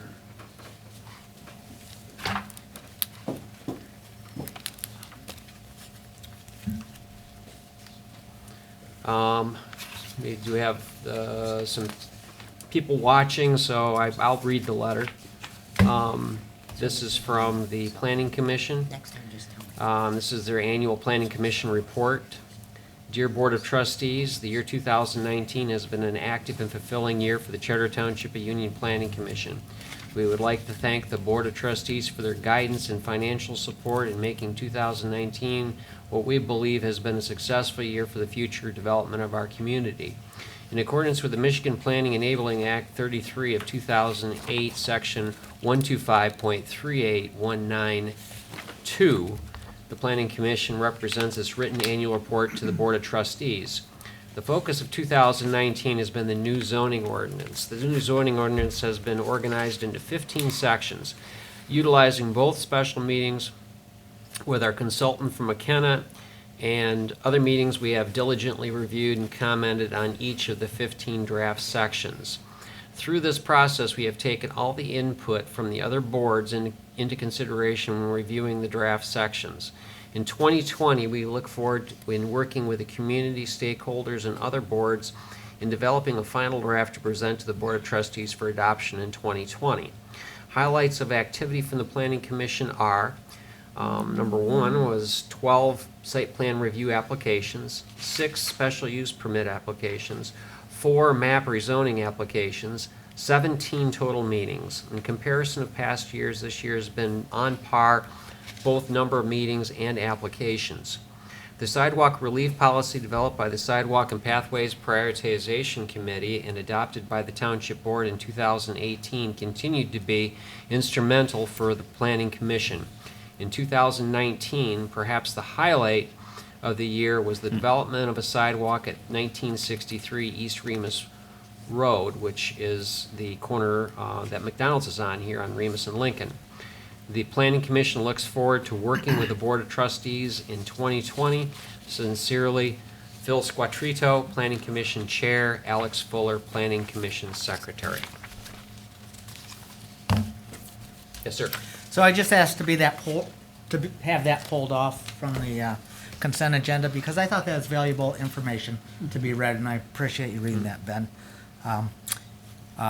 The Planning Commission is doing significant work, and as they mentioned, taking a look at our full zoning ordinance, which they're organizing into 15 sections.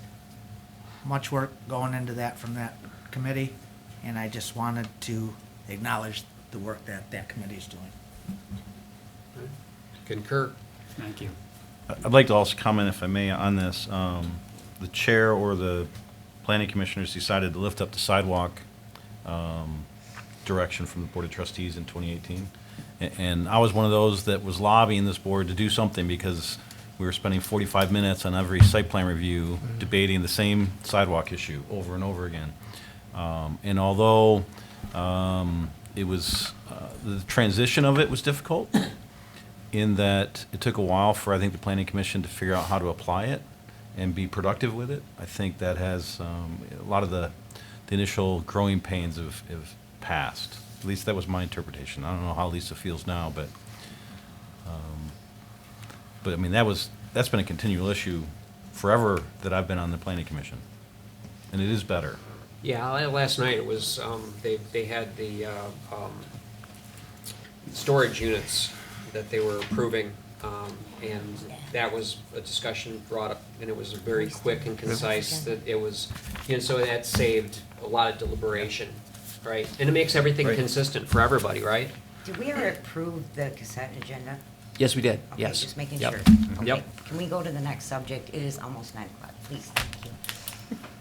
I'm sorry, but Yeah, I got a daughter that's driving up from Louisiana tonight, so, yeah, I want to get home too.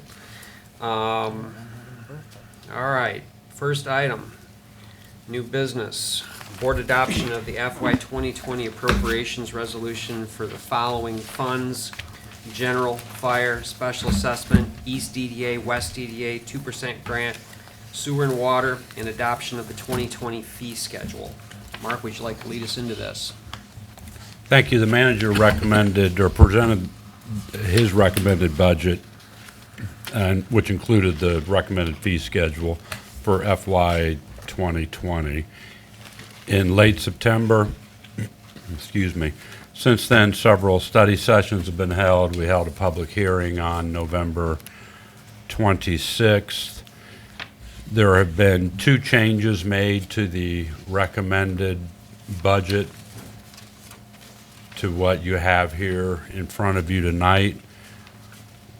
One is the addition of $25,000 for the installation piece of a playground structure that you all approved the purchase of a month or so ago. That was the one we were purchasing in conjunction with a grant with the city of Mount Pleasant, and at the time mentioned that be adding $25,000 for the installation of that. So that's in the budget that's in front of you tonight.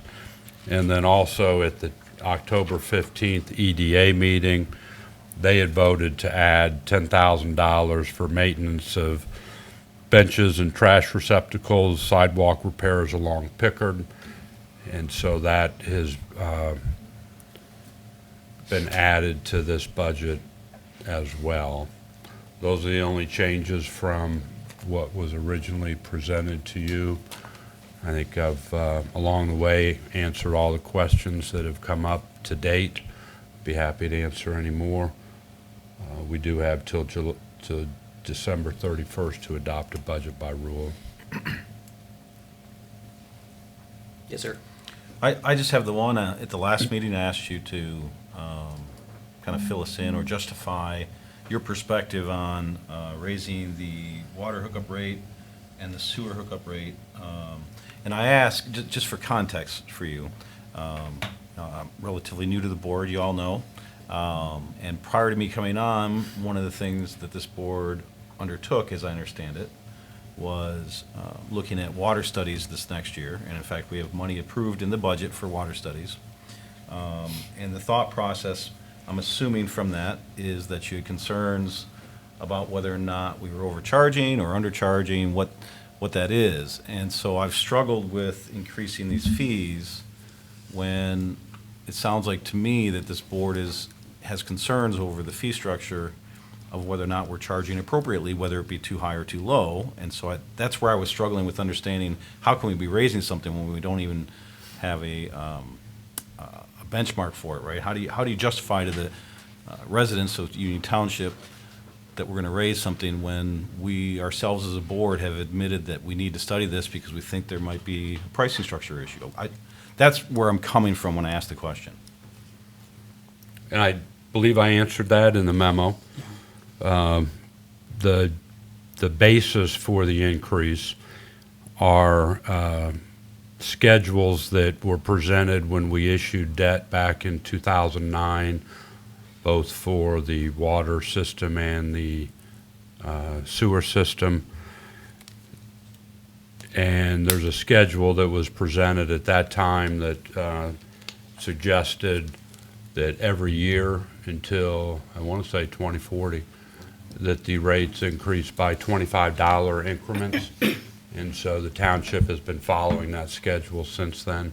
So that's why you see it. Yeah, and that's what I kind of took, but I guess I'm I'm still struggling with it. I mean, do you have maybe you documented it and I missed it? What kind of hit are we talking about at $25, for 1-inch service line? What kind of hit is that the township going to take by not raising that $25? I did not do that I calculation. mean, if you were to speculate, is it fair to even ask you that? I would not be able to answer that right now. It just seems, it's hard for me to justify this when the question was put out there by this board, and I also have the same question, so I'm struggling with it, is all. Okay, I myself don't feel comfortable approving this budget with that increase on it, because that is the number one complaint, the reason why we're doing this study, because people, believe it's too high. So I don't feel comfortable increasing it. And to be either. clear, for me, it's not the complaints that drive it, because people complain all It's the the time, study, right? I know, But- it's the But study the that we're township doing has, for it, to too. a certain degree, admitted that we need to look at this. And it won't be too long down the road that we'll have an answer to maybe what is proper. And so that made it hard for me. I mean, there are complaints, and you can't ignore those, but you can't listen to those solely either, right? So for me, it was more, we've decided we need to undertake this venture to determine the costs, proper costing model. How can you justify increasing it? With the exception of what I heard from our manager was that was practice. And we have some. It's in support of paying off debt service, so it's more than just practice. Thank you. Mr. Lana? Yeah, Brian, to try and address your concern from my perspective and understanding, in '09, the studies were done, trying to understand, how to finance this at a proper level. We're within our decision, we're continuing with our decision, but we always want to improve.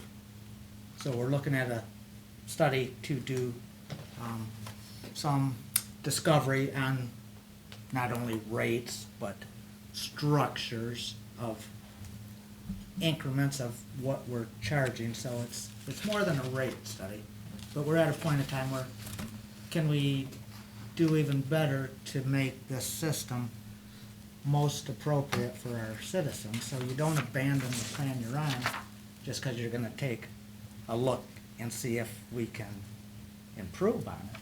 So I think staying the courses of where we're at is where we have to stay until the study's done, would be my understanding of it. From my understanding, the study's supposed to be done next year. It can wait a year if need be. But I will not approve the budget, it being on there, because I do not feel comfortable being on there. That's where I'm at. Can you give us some basis in factual data as to We're your doing this position? study, we learned all of this information, we're doing the cost study. I don't feel comfortable making an increase of $25 per, I forgot what it is. Are you? But it is, RU. it is known, it's been known That's a big since '09 increase. I've never that seen this this. is the path we're on. I didn't know we were raising it $25 a year. This is the first time I've seen this year, Oh, no, Oh, yeah. You mean, no, yeah. first time you've noticed it is this Yeah, year, I right? didn't notice it last year, I didn't notice it the year before, I was just looking at our budget from this year. And I don't have the one from 2007, or 18, but I didn't see where there was a $25 increase. Well, yes, there is. I think a business and operation is always trying to improve, but you don't scrap your game plan It is on here, I'm sorry. before you do your It's analysis on there of for what the new last place year. should we put in. It's other information.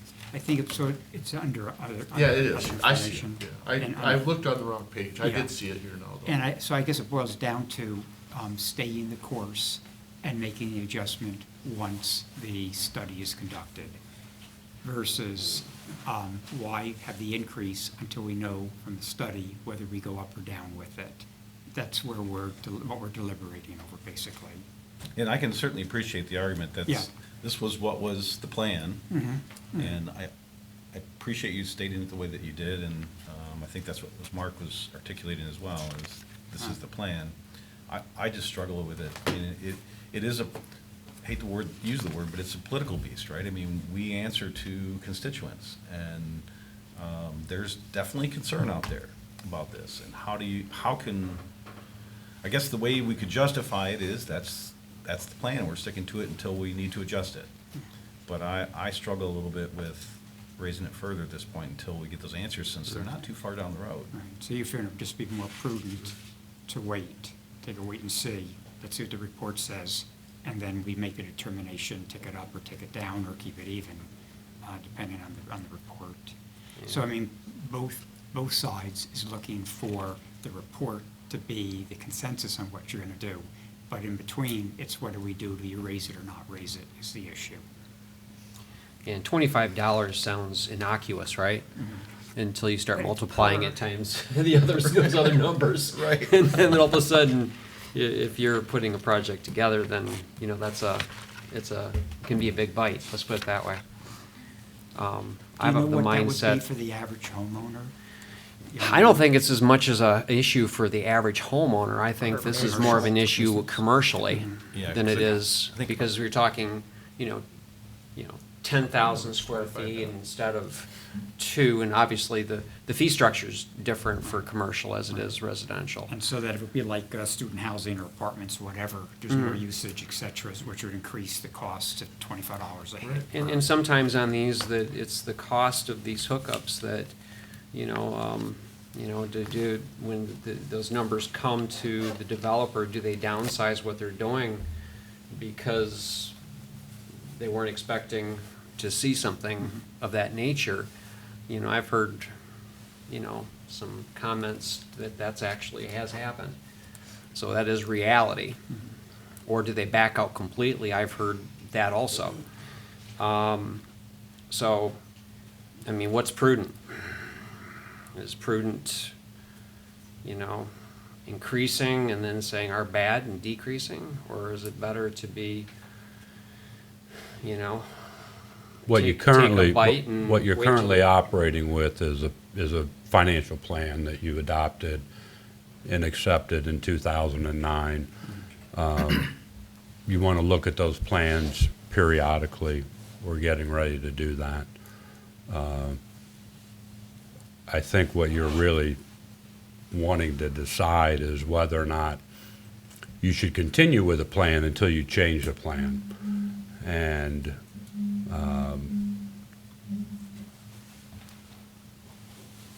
the administration has recommended the increase because it's our opinion that you continue with the plan that you have adopted until you change it, particularly when it's associated with generating revenue to pay debt. That was our rationale.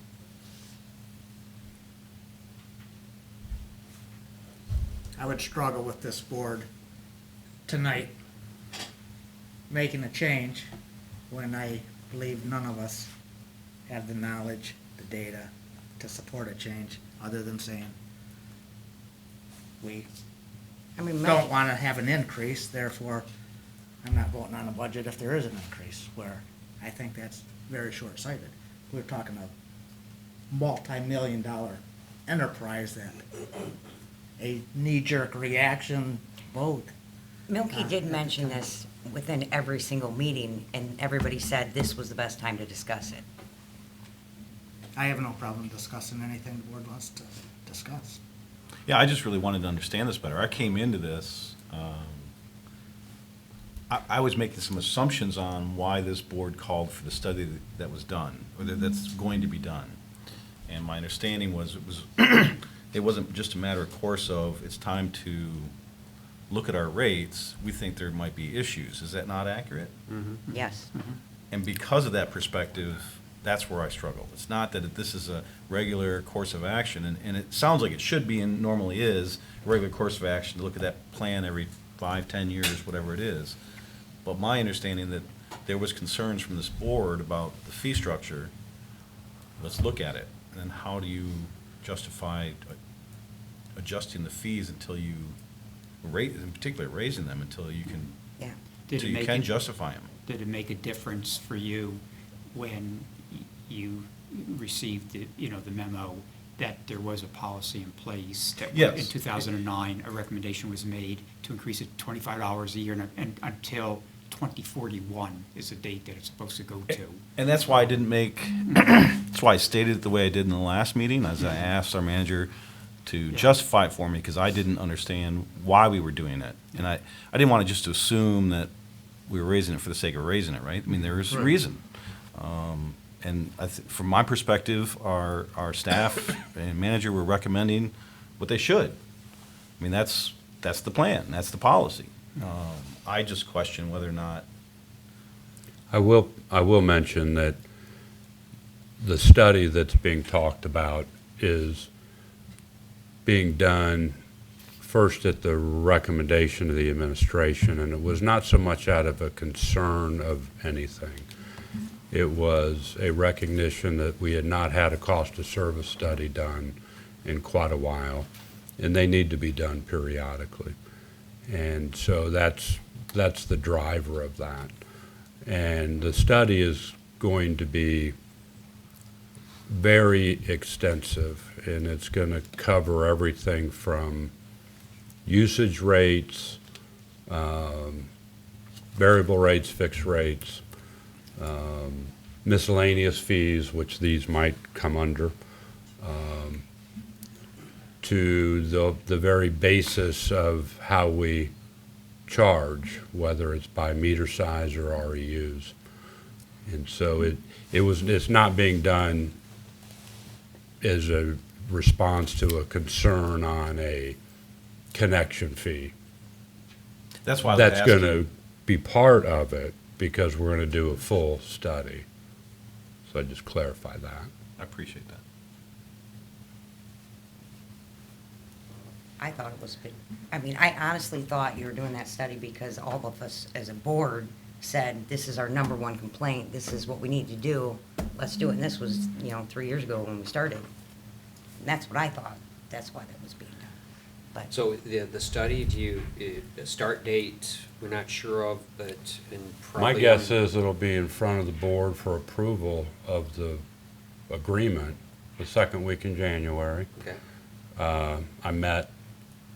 We met over the phone, WebEx, to clarify the scope. And so we're going to be getting a second draft of that. In the document, it's slated to be a 3-month study. Plan on having it done so we can, if we implement the recommendations, which is going to be a whole different matter, for the 2021 budget, so it would be done in time for that. To give you some order of magnitude, on the sewer fund, total revenue is $2.8 million, and the connection fee component of that's $100,000. Okay. And on the water side, total revenue is $1,550,000, and the benefit fee is $30,000 of that.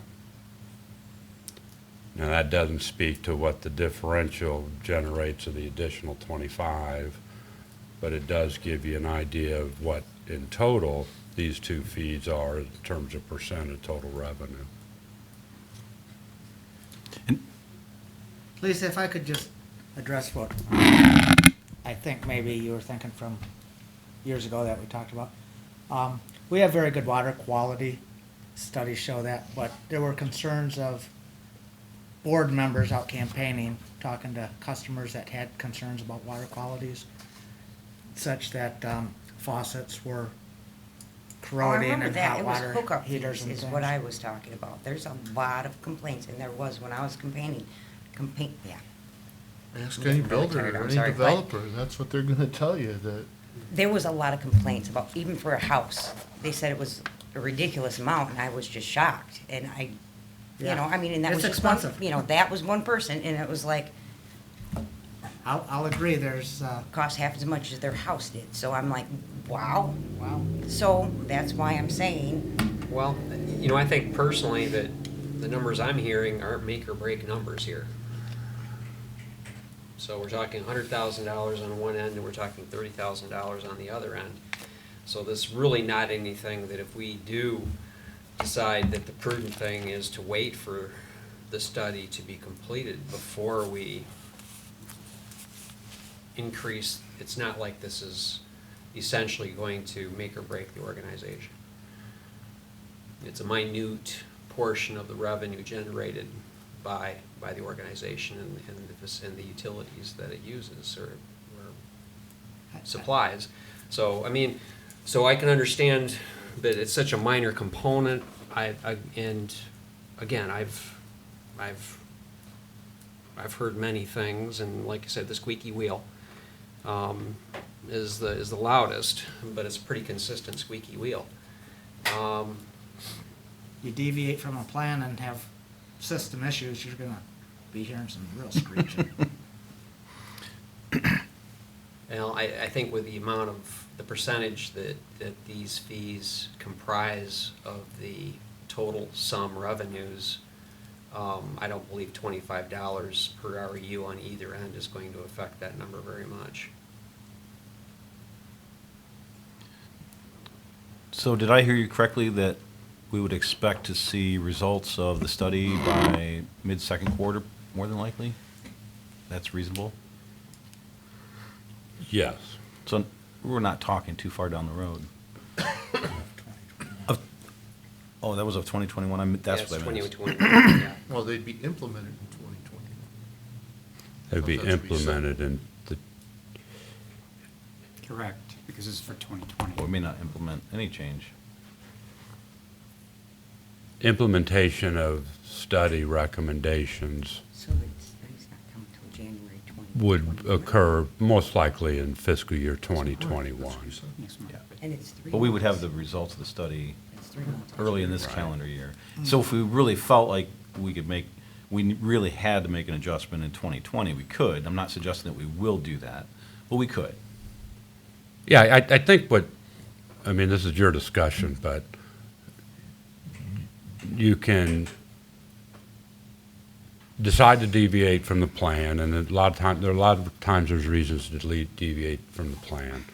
If the reason's good enough, then you deviate from it. Whether or not this is or not, I think you've heard some arguments why maybe it's not. Because it starts you down a slippery slope. And absent something different, often you want to stick to your plan. Having said that, somebody can make a motion to remove this item from the budget or make a motion to approve the budget with it in it, and y'all be out of here, done with this item pretty quick.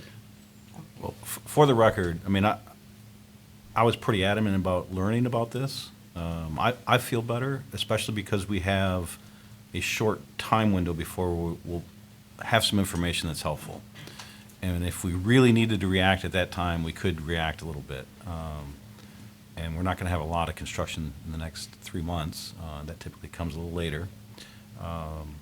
So, I mean, I could support the budget with this. I appreciate the discussion because I had a real issue with this because I've heard it from so many places. And if I had a motivation here, it's to make sure that I knew people knew we were listening. And so I think that discussion helps that too. Because Again, And the reason it's still in the budget tonight is because really the only concern I heard was from one member. And I that's why I appreciate left that. it in there. Yes, and I get that. so I fault you for none of this. this fee would be implemented this year, it would not. So if in, 6 months, we have the study back, we look at it and we decide that we're going to lower that number, does that get implemented this year, or is it going to be So, implemented? Up to us. You could change it this year if you We want. change it this year. Yeah. I So wouldn't recommend you change it retroactively, but you could No, change it right, moving right. forward. Okay. I'd like to make a motion, I should probably make sure I do this appropriately. Thank you.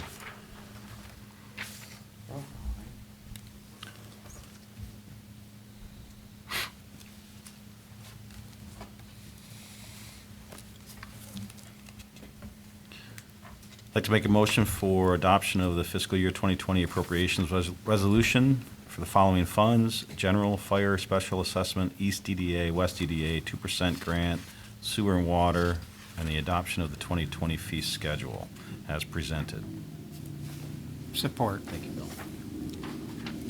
Okay, motion and support. It's a roll call. Just Any further discussion? We all good? All right, this will be a roll call vote. We'll start with Mr. Hauk. No, what? Yes, I would think that she's Do I do supposed it, to. or no? isn't she What's supposed to- that? Lisa does it. Trustee Hauk, Yes. trustee Milky, Yes. trustee Lannon, Yes. trustee Worley, Yes. clerk Cody, no, and then supervisor Gunning. I'll go yes. Like I said, I didn't feel comfortable raising it, so that's why. Thank you. To the manager, I'd like to say thank you for Yeah. entertaining me, educating me, because I felt like I was ramping in still on this. Thank you for the consideration and the approval of the budget before the end of the fiscal year. What I've appreciated too, Mark, is that every time we've had a question or concern, you immediately get back with us in terms of an email or whatever and give us the information. And I think that that was helpful for me because I had many of the same concerns that Brian brought up. But your responses always, gave me the understanding as to why things are being done. So thank you. Thank you. Are we, just a quick question here, are we looking at the collective bargaining tonight as far as approvals on both of the supervisory, non-supervisory this evening? So, They're on the Yes, agenda. that's items D and E on the agenda. I'm going to make the suggestion at 9:16 that we have two of the governance discussions that I would entertain the idea of tabling those into the next meeting so we can get right to these others and be out of here before 10 o'clock. I would personally like to see my daughter. I support that. I'm sorry, I'm very tired. I had a long meeting last night. I got up really early this morning, worked all day, and I'm pretty tired. Is that a formal motion? Yeah, you I just said heard? second, support. I will support that. I didn't know the supervisor was making the motion of saying I was entertaining entertaining of the somebody Oh, else okay. to make that I'll make a motion then. Okay. So items B and C. They probably changed since we put the consent agenda that was removed as A. Oh, yeah, this would be C and D. Can we just do a quick yes or no? You're probably removing E and F. C and D. C and D. So what Well, they was got B and moved C? down from like E and That F. moved down, E and so F. B. He's You're removing removing E E and and F. F. What? Well, we moved we made A You added a new A. communications from Oh, I misunderstood. Yep, okay. Tim. Thanks for that clarification. Sure. C is now the policy governance 2.4. D is now the discussion of annual review policy governance. So C and D, right? I Right, we believe- all I believe we have a motion on the floor that, Right. without support, is that correct? Mhm. Yeah. And then we have the discussion. We gotta have support to We need get it. support. Oh, is there support for that? What's the motion? To Table remove, these. table these two items till the next meeting. E and F? C and D. C and D, the two Everything just policy got moved governance. down one letter. So it'd be just basically just our policy governance I mean, we could've discussions. talked about The- this. Correct. Yeah. You want to remove the bargaining discussion. No. No, The no, policy I figured that governance. we should be discussing those because those go into effect 1/1. Right. Oh, Whereas the other ones, we can certainly discuss in the next meeting. Given the hour. I would not support that from the fact that I think it's so important for this board to always discuss. That should let's be discuss it. priority of policy governance. Typically, it's not that long of a timeframe, so then we'd be just doubling up on those sort of monitoring schedules. Okay, we can discuss it, so let's just go. Well, Well, There's no support, so let's just go to the topic. okay, but there's a decorum here that we should be following. There was no support. There's no discussion, is I- what I'm saying. I understand. I would support what you're saying too, Tim. I mean, we come to these meetings twice a month. It's part of what our responsibilities are. We get paid for doing that as well. And, regardless of the hour, it is what it is. Okay, so item C is gonna be policy governance, 2.4, Okay. financial planning and budgeting.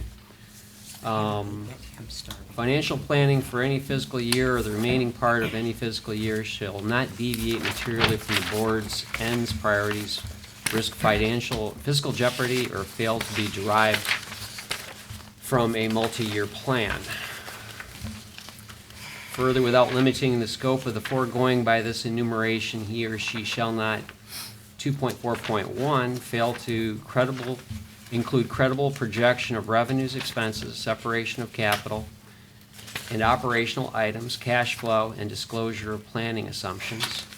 2.4.2, plan the expenditure in any fiscal year of more funds than are conservatively projected to be received in that period. 2.4.3, plan for the fund balance to drop below a safety reserve of those operating expense requirements. A, less than 4 months expenses for general fund and fire fund, and B, 2 months expenses for utility funds, EDDA district fund, and WDDA district fund. 2.4.4, provide less for board prerogatives during the year is set forth in the cost of governance policy. Mark, you want to hit the manager interpretation?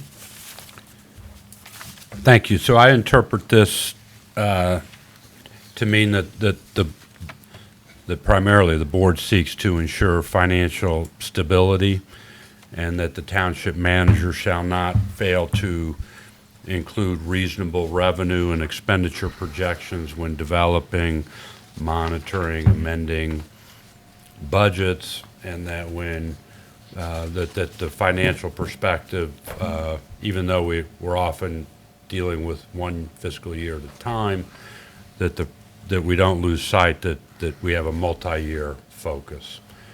And that's my interpretation of the policy. The data that I have that I suggest supports that the administration's in compliance with the budget.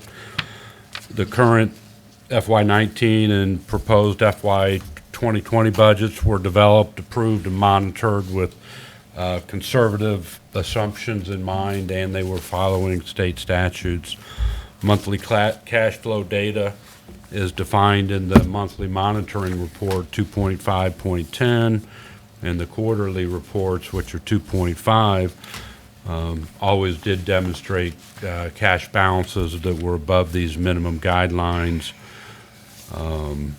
I do note that the reporting for 2.5.10 used to be monthly, and during the year we changed that to annually.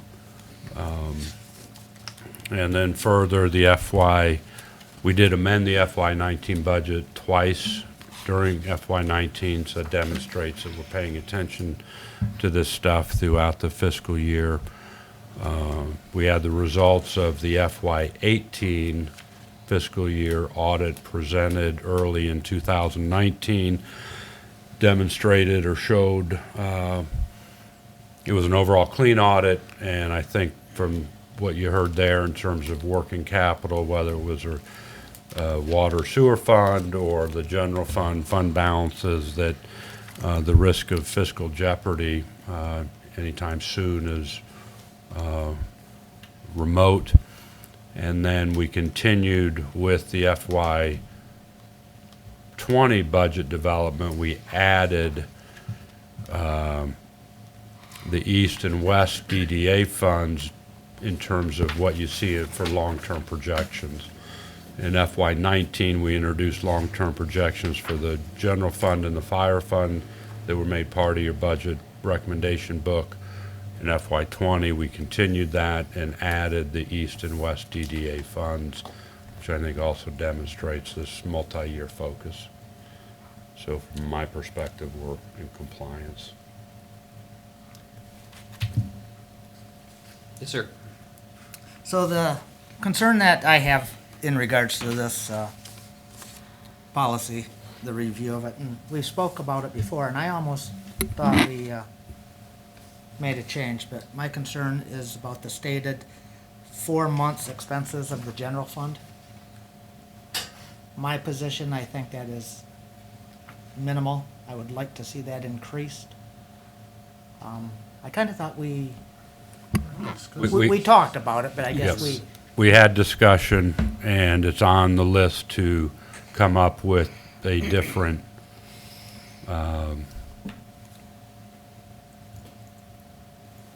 with the policy that is more in line with our practice, I think is what we ended up, where we ended up at.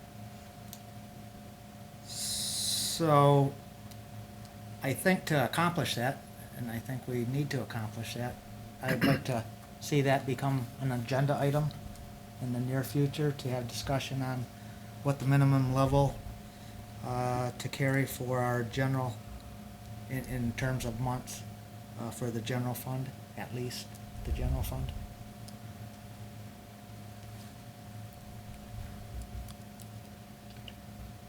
So, I would ask the supervisor to assure that gets on the agenda. Mm-hmm. And then if you're gonna be looking at that, then you should be looking at 2 months' expenses for the utility funds also. The working capital reserve policy, which would be specific to the utility funds, because they're a different type of fund than the general fund. Yeah. That's going to be, what's the word I want to use, explored during the study. Okay. But we can work on the specifics for the general fund.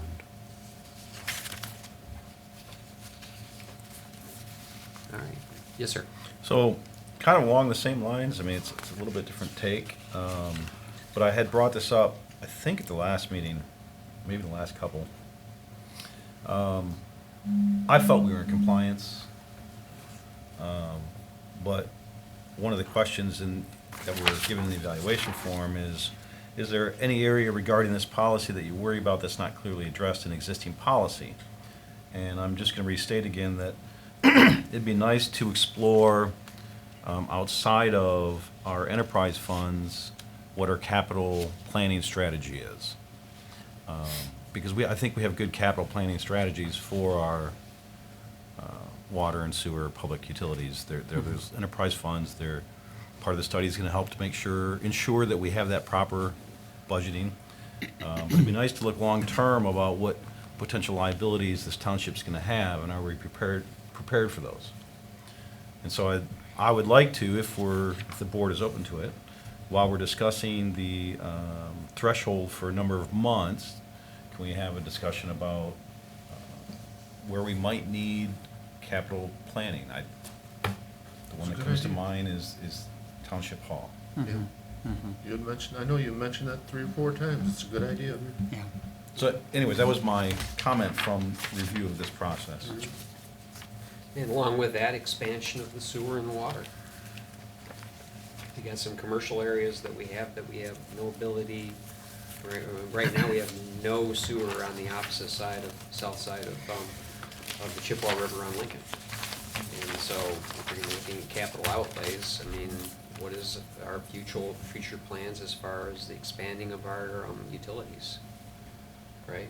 Yeah, my focus was more the general fund in particular.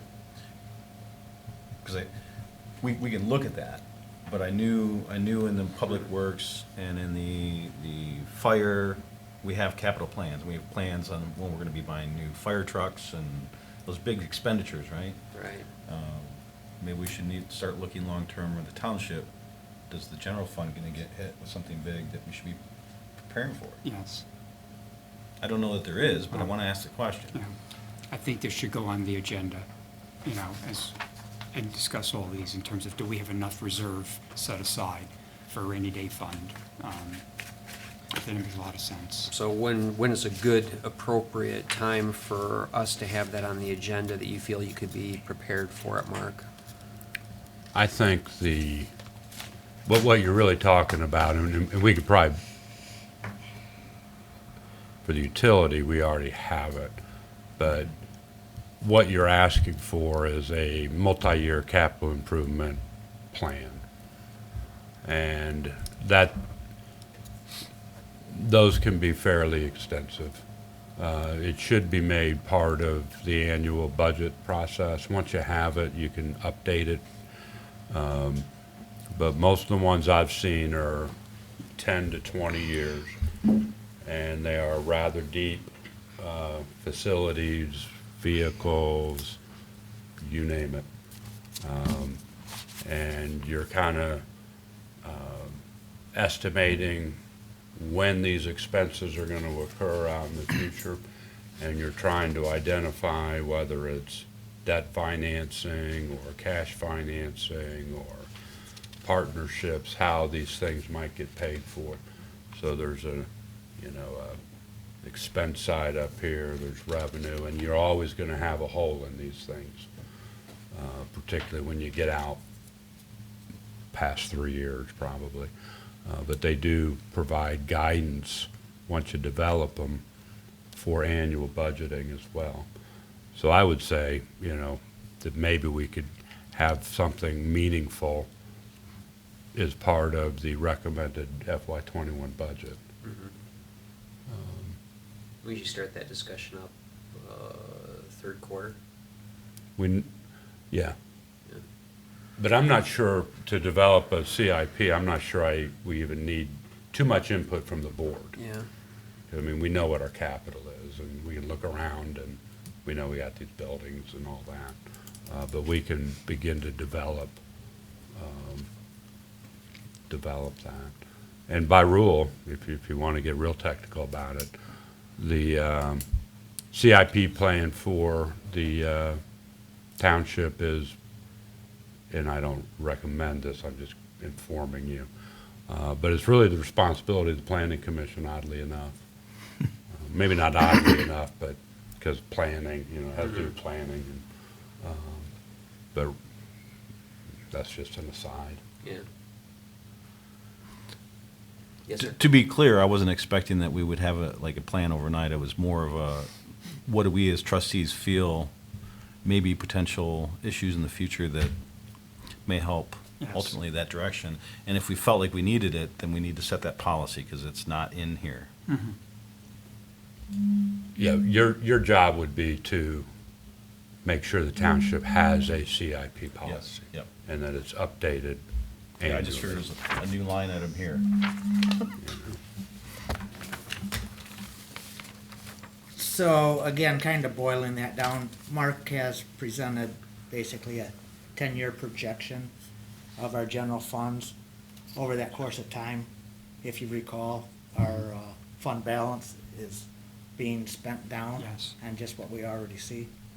But again, my request was to have board discussion through an agenda item, action, hopefully, to consider our current monitoring system, which indicates 4 months' expenses of general fund. In terms of bringing a recommendation that you then have something to discuss for a general fund balance policy, we can do that in February. Thank you. All right, any further discussion on item, let's see, what is that? And now I'm all confused. C. All right, seeing none, we move on to item D. And this is going to be Board Governance Policy 3.0 Global Governance Commitment. And again, for the people watching, I'll quickly read the policy 3.0 Global Governance Commitment. The policy states the purpose of the board on behalf of the residents of the Charter Township of Union is to see that the Union Township, A, achieves appropriate results for appropriate persons at an appropriate cost, and B, avoids unacceptable actions and situations. Let's see, the annual review of the board policy allows for the Board of Trustees to monitor itself regarding adherence to the policies that apply to the Board of Trustees.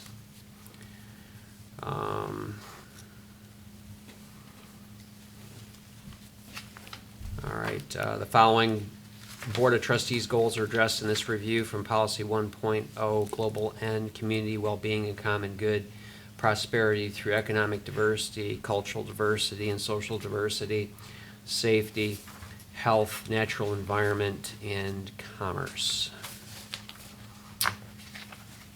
And the discussion begins. Yes, Mr. Lehman. Okay. Yeah, this kind of struck a nerve with me. Maybe I don't have a very good sense of humor. I hope that's it. But I indicated that I didn't feel we were in compliance with this policy, and I'll tell you why. As you know, I wasn't able to attend the last meeting, but I did view it on Mac TV. And number 2, it says, if you indicate the board is not in strict compliance with the policy as stated, please indicate what you notice that gives evidence the board is not in compliance. And remember, we're talking about avoid unacceptable actions and situations, as well as achieves appropriate results for appropriate persons at an appropriate cost. What I saw in that airing of the last meeting struck me very strangely. I looked at it a number of times, and I'm just going to address what I saw and feel. So, the board meeting that took place 11/13, one of the items was classification compensation study for elected officials and boards. And we talked about that, discussed it, actually came to terms with what the board wages would be, and we agreed on it. And we would have taken a vote that night, except for, as indicated, we need to draw up a resolution. So it was a unanimous decision that we agreed with what we discussed that night. So at the next meeting, 11/26, a resolution came before the board in regards to setting board pay. And this time, there were 6 people making a vote, and it was not unanimous. It was a 5-1 vote. And the roll call vote started with Supervisor Gunning, and he was the dissenting vote on the salaries, which in that position really struck me interesting that the first vote out of the gate was against what we had all agreed upon in the beginning, and then all the members agreed with what was agreed on at the previous meeting. So Supervisor Gunning had the dissenting vote, but then he qualified what the reasoning, the rationale behind that vote was. And that's the part that really set sideways with me. And I state, and I believe I'm 100% accurate, Ben's reasoning was, I did that simply because of Jim Thering. Because as the next supervisor, I don't want you mad at me because you're not getting as much money as I did. So I don't know if I just have a poor sense of humor, or I find that to be very concerning as to the rationale provided on why somebody would take a very seriously financial fiduciary vote and indicate that's the reasoning behind. I see it not good for the community as a whole. I see it speculative towards a citizen naming someone for a future election.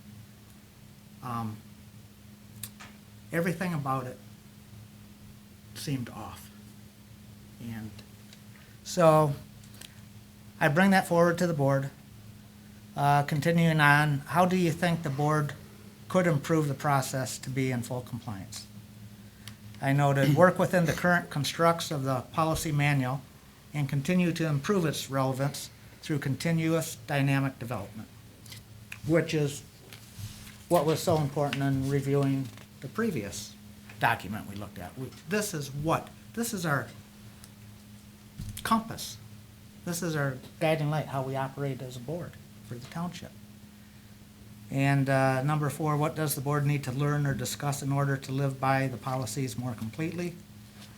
Under the 3.3 board member code of conduct, specifically 3.3.2, members of the board must avoid conflict of interest with respect to their fiduciary responsibility. And that's my comments.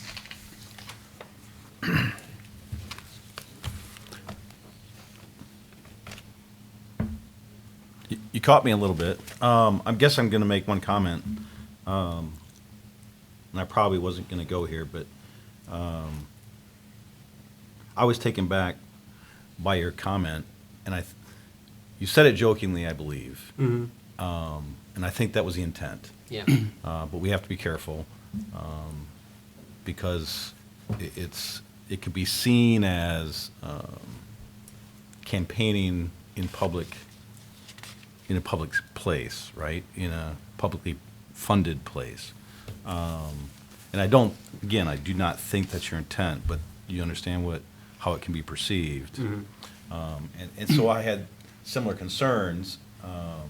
After I left the meeting, I thought, you just can't do that in this setting. So it's interesting that you brought that up. And I think we could all fall into that trap. I'm not trying to come down on you here as much as awareness. We should all be conscious of that kind of statement, right? Exactly. What you say and how you say it. I've said that 100 times in here. Makes all the difference in the world. I also was taken back by that. I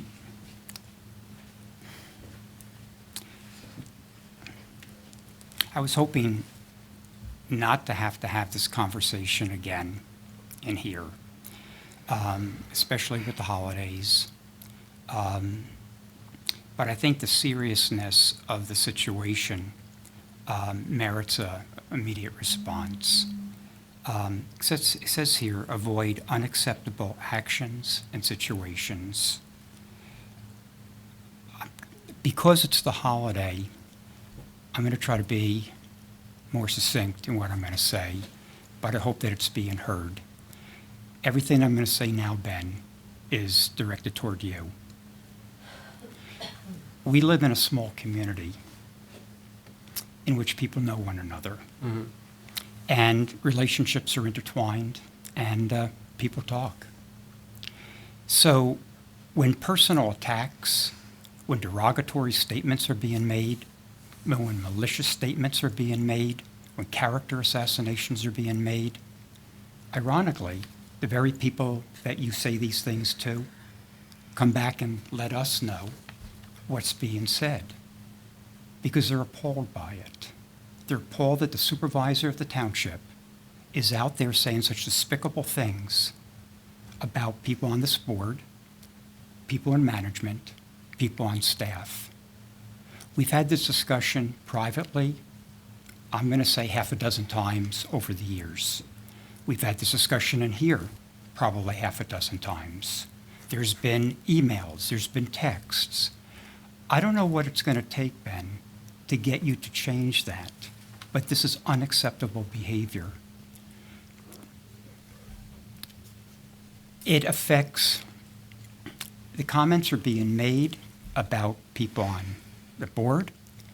Comments are being made about the staff, Mark, Kim Smith, Peter, Sherry, goes right down the line.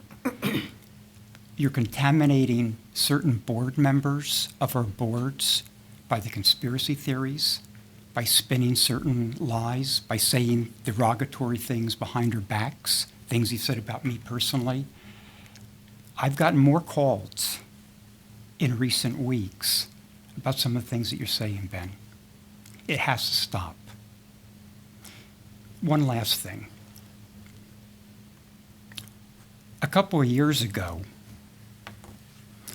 you were making personal attacks on a member within our community. And that ultimately resulted in your having to make a personal retraction and a personal apology for the derogatory statements you were making about the person in order for you to avoid legal consequences. What you're starting to do in the community now, and people are saying to me, it's beyond just character assassination. It's beyond just saying despicable things about people. You're crossing the line. At this point, it's becoming defamation of character, and it's slanderous. And you're a smart enough guy, Ben, to know when enough is enough. If 2 years ago didn't convince you about the consequences about doing stuff like that, and we continue to have these repeated conversations, I dread doing this tonight. I was uptight all day today thinking about this conversation. I really don't want to be doing this. I want to work in unison with this board. We may disagree on issues, but disagree respectfully. But we certainly don't have to be out there talking to city commissioners, county commissioners, the road commission. You're saying despicable things, Ben. You've said things along the way to people along the way. I'm not going to mention names because it isn't right. But I wasn't going to, of course. I'm much more discriminatory than that. But this is the type of behavior that has to stop. And you even say it among ourselves. You talk to people on the board and say negative things about other people on the board. I don't know why you're doing that and what you think you're going to gain by it.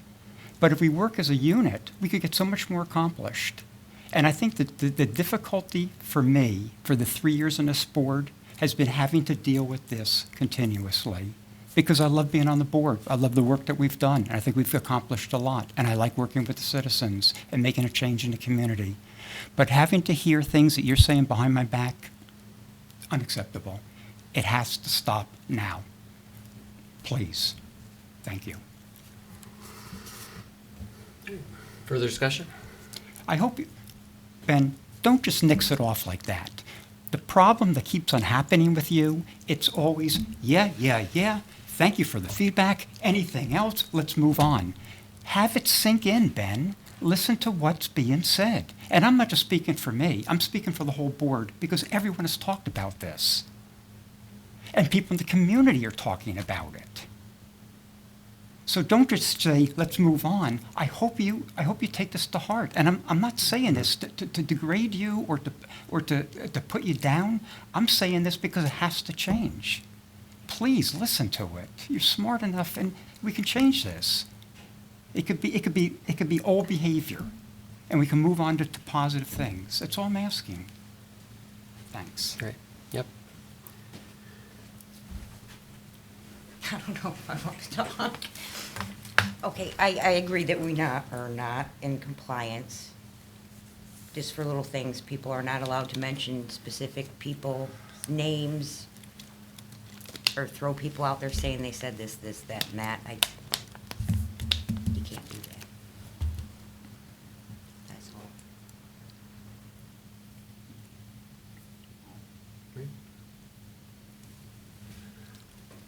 Okay. So, that would move us on to the collective bargaining agreement. First would be the supervisor unit collective bargaining agreement. Mark, you want to lead that I in? gotta recuse myself from the conversation and everything. Thank you. And so I'm going to speak to both of these agreements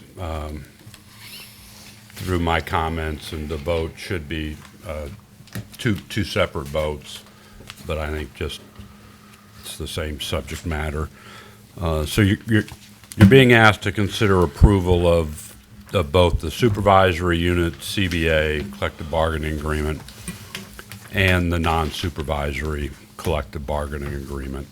I had sent updates on this a week ago tonight, and then the agenda materials, the request for board action memo, and some other detail was sent out yesterday, along with the red line version of each contract and a clean copy of each contract.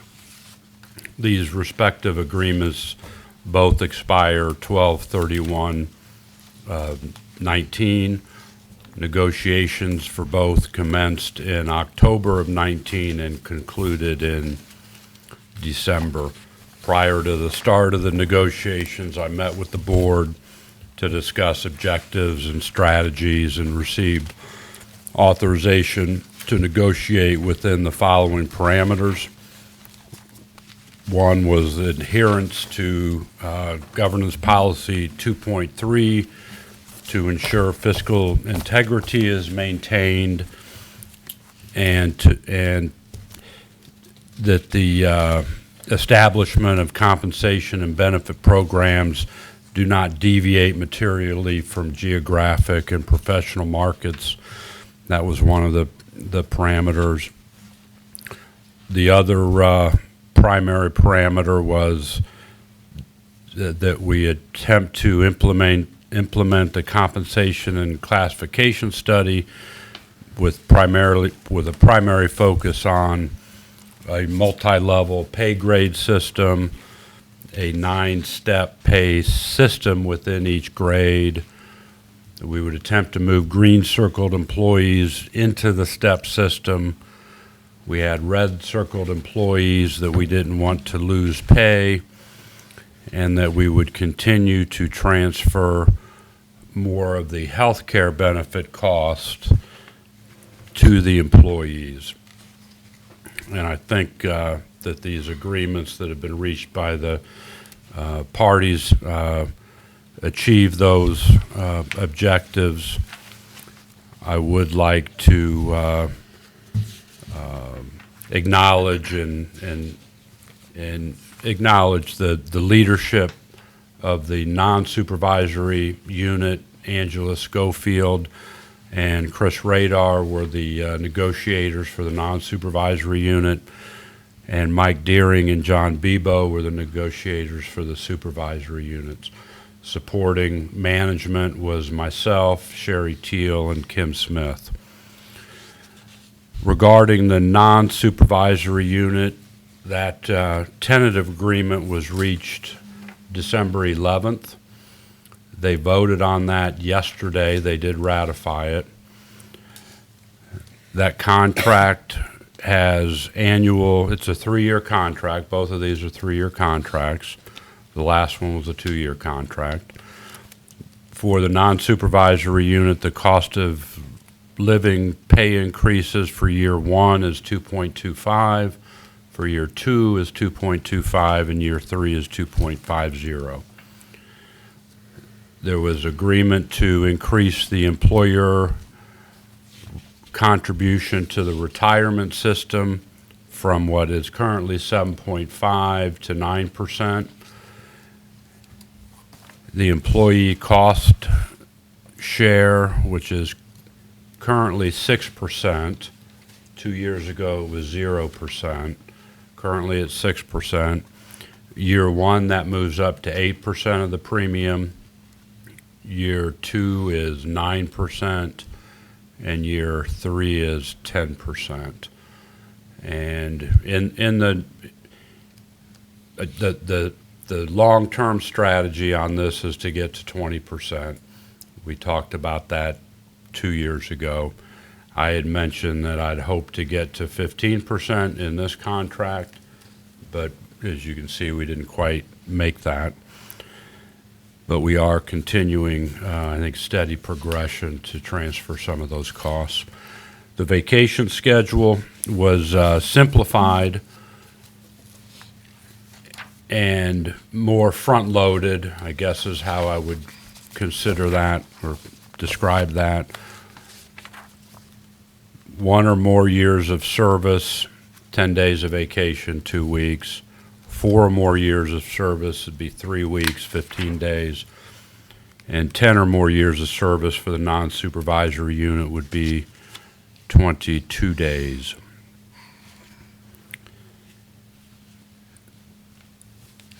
Staying with the non-supervisory unit, so then what we try to do is we try to cost these things. We try to understand what this thing is going to cost the employer. And there's a table on the second page of the memo that is bifurcated between non-supervisory and supervisory, and I'll just continue speaking on the non-supervisory. From a dollar perspective, the addition to the base wage from 2019, the current year, to 2020 is estimated at a little over $51,000, and the percentage increase from 18 to 19 is 8.68%. And you're going to wonder, well, how does that compare with a COLA that I just said of 2.25%?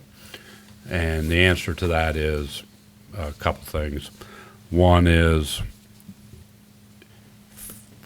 we had 5 of the 14 members of this unit that were green circled, which meant they were completely off the grid. They were below the grid.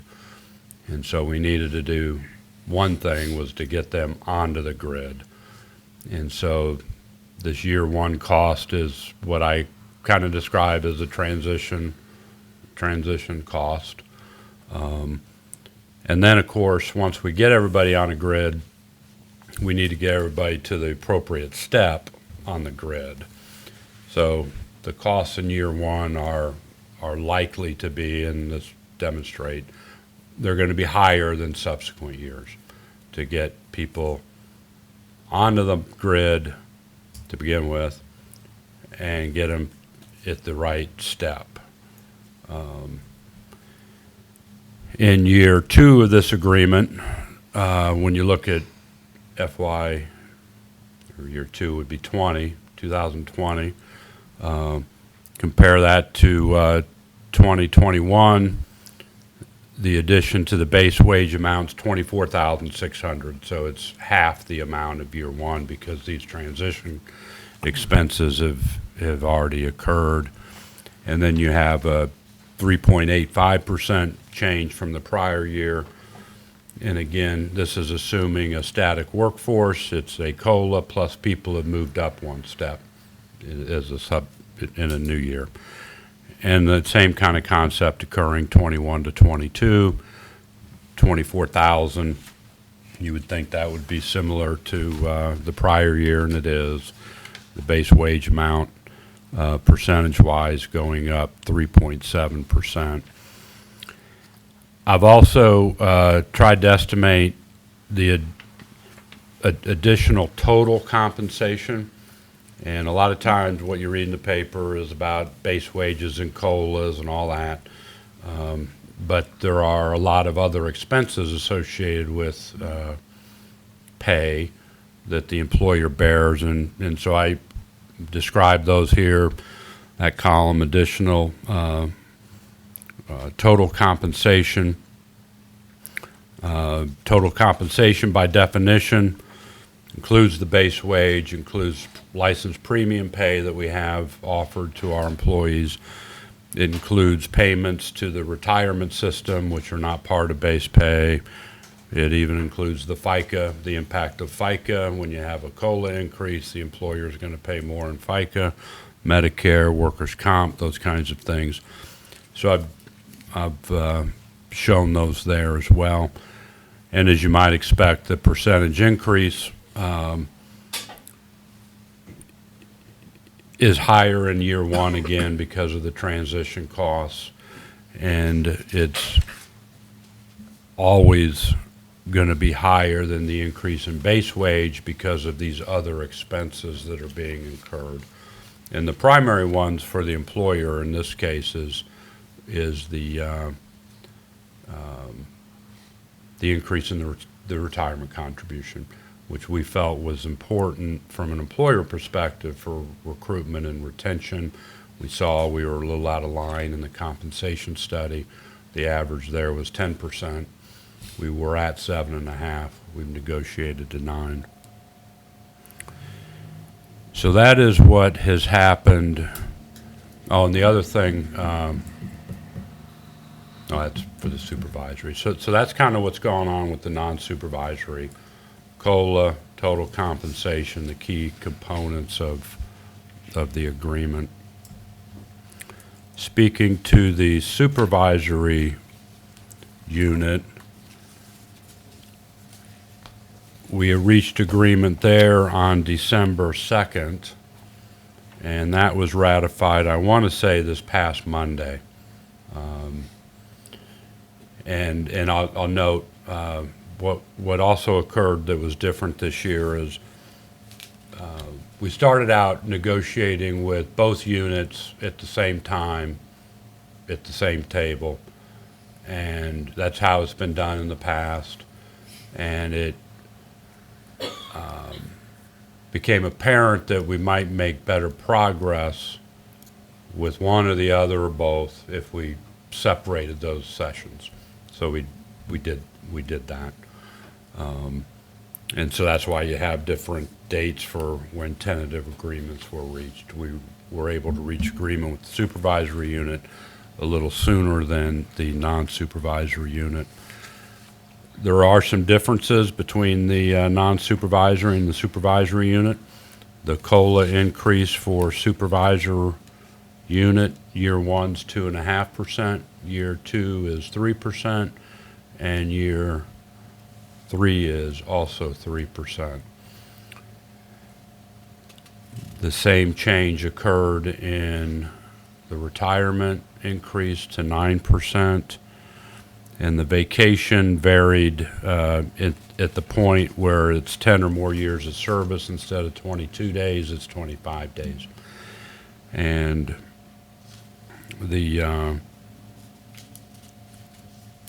it made sense to me,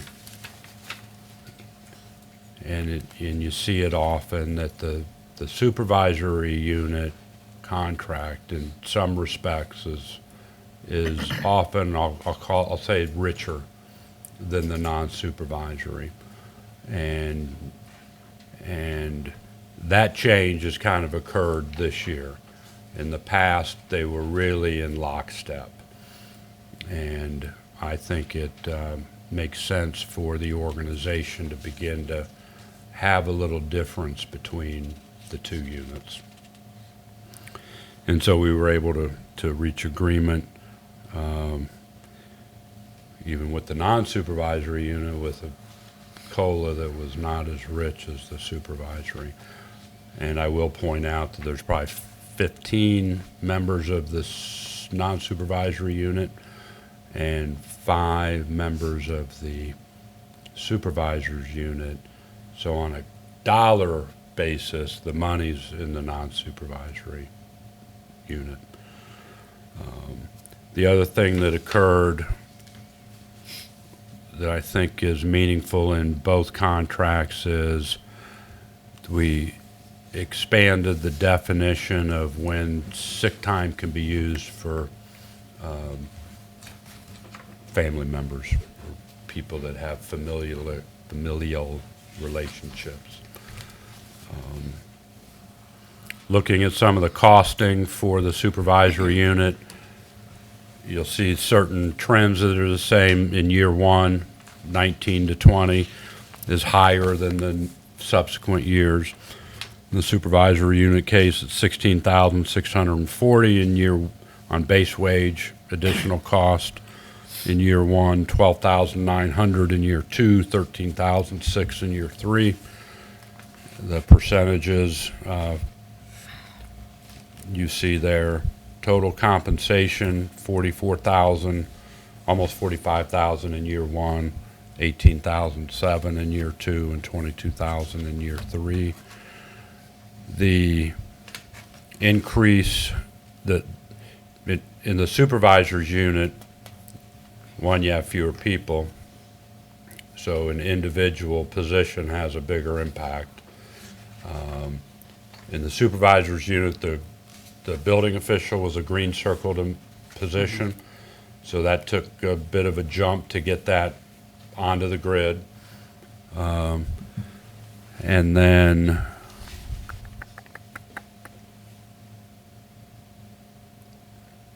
I guess that's probably the main driver on the supervisory unit. In both cases, there were red circled employees. They are not losing any pay. What we're doing there is, instead of having a step 10, 11, and 12, they're being paid at year end, or if they leave before year end on a prorated basis, based on the amount of the COLA and an average step increase. But they are not, we're not increasing their base wage. They're being paid in a lump sum.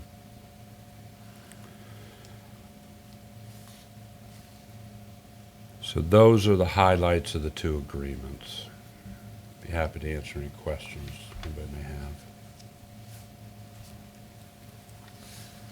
Right.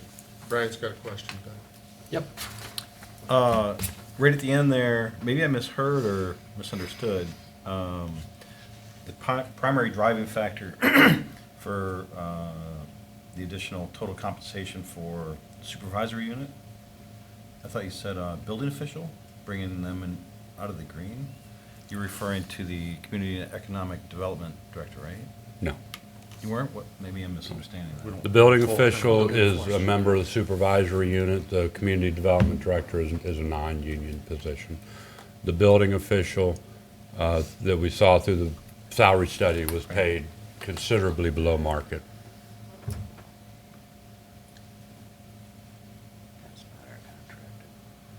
It's not our contracted one.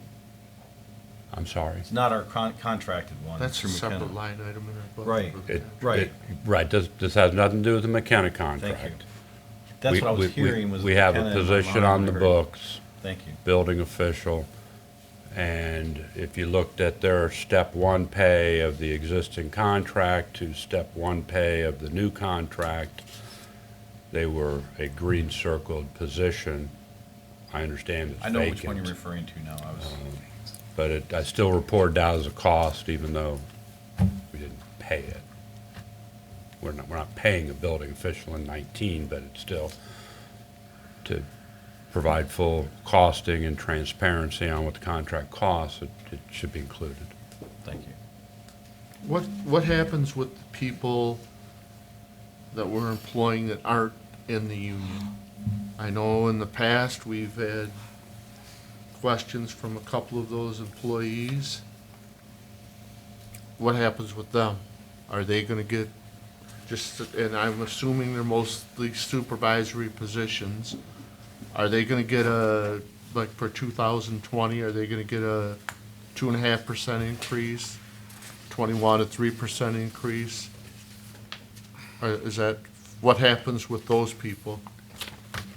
What has happened with them in the past is that, but both salary increases, I think, and benefits have generally followed the non-supervisory agreement. And what I've done the last 2 years is there's been well, in the last 2 years, it was fairly easy. We didn't have steps in the last 2 years. We had annual pay increases. And so I think they received the same amount as the supervisory. It may have been the average between the non-supervisory and the supervisory. We're But gonna the- have 4 of those, or we currently will have 4 once the economic development director comes in, right? We'll have 4. They won't have a pay increase in 20. We'll have to deal with that in 21. Right, but I mean. But the organization does not have a specific policy on pay increases for non-bargain unit Yeah. employees. I understand it, And but we there's, need to fix that. and there's gonna be 4 of them though, right? There'll be the assessor, finance director, public services director, and the community and economic Right, okay. development director, 4. Yep. Just for my clarification, you're talking positions that don't have the option to be in the union? Or are you also including people who could be in the union that are opting out of the union? Those 4 positions are not union. They are executive level, and I would argue they couldn't even be in a union. Okay. Do we have the other scenario? Folks who could be in the union that are opting out? No. Everybody else is a member of the bargaining group by rule. What they have the option of doing is paying dues or not.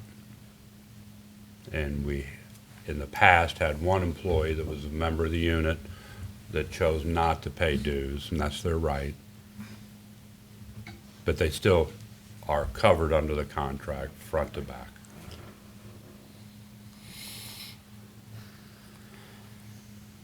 So, of course, I'm recommending that these agreements be approved. I think they're fair. I think they advance the objectives of the township board. I think the pay increases are modest once you get past the transition costs of year one of implementing the study. Well, I'll make a motion to approve the collective bargaining agreement between the township and the non-supervisory unit bargaining group and the supervisory unit bargaining group. Support. We should have two votes. You should actually I pick- have Oh. a question on the non, but I just, Yeah. I can't ask it because I don't know which one you're talking about. So, I mean, are you guys talking about the non or the super one? Because I got a question about the non. We're gonna do the you know, non Well, I'll first. separate it out then, okay. Yeah. I'll make a motion to approve the collective bargaining agreement between the township and the non-supervisory unit bargaining group. Support. So I have to ask a question? Okay. So when you guys go over these, because I don't know, because I am not allowed in the meeting, or well, I have to recuse myself in these meetings, let me put it that way. Do you guys go over like each line item or, so if like overtime premium pay, do you guys go through those? I just had a question, like, everything looks good, I just, Which one are you looking at? page 20, section 2, For non-supervisory? yeah. I hope. Yeah.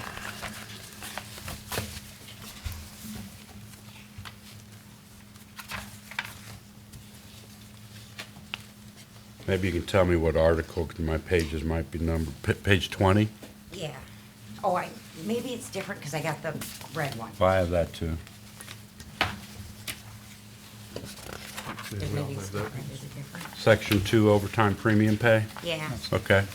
So, I mean, do you guys like bring these out paragraph by paragraph? We, what normally happens is there'll be sections of the agreement that the employer particularly is interested in, and we'll focus on that and make offers on that. There'll be sections that the union unit is particularly, we don't tend to negotiate in each, So if during I- each contract, every section. but- So if I had a question or something, could it be raised up in maybe the next one or something? Yeah, sure, I keep a list of things that I want to address for each. I just, because the hours worked, it says shall include or exclude any personal. I mean, if you work, I mean, as long as it's not in the same day, but if you work and you take a personal, like a Friday off, I don't think you should lose your overtime when you worked over every single day up to that day. I think your personal days, the sick day is different, I think, but if you take a personal day and you requested that off in advance, you lose your overtime. That's my opinion. I mean, Yeah, I you know, appreciate if that you can throw it out perspective. there. I will say that I think that got tightened up in, at the last 2 years ago. It used to be more liberal along what you're saying, and I was more of the opinion that if you work 40 hours, you get paid. But if you don't work 40 hours, and so the compromise, I think, was personal, sick, or other leave time are not included. Holidays and vacation will be considered as hours But it was worked. discussed, so, Yeah, Okay. right.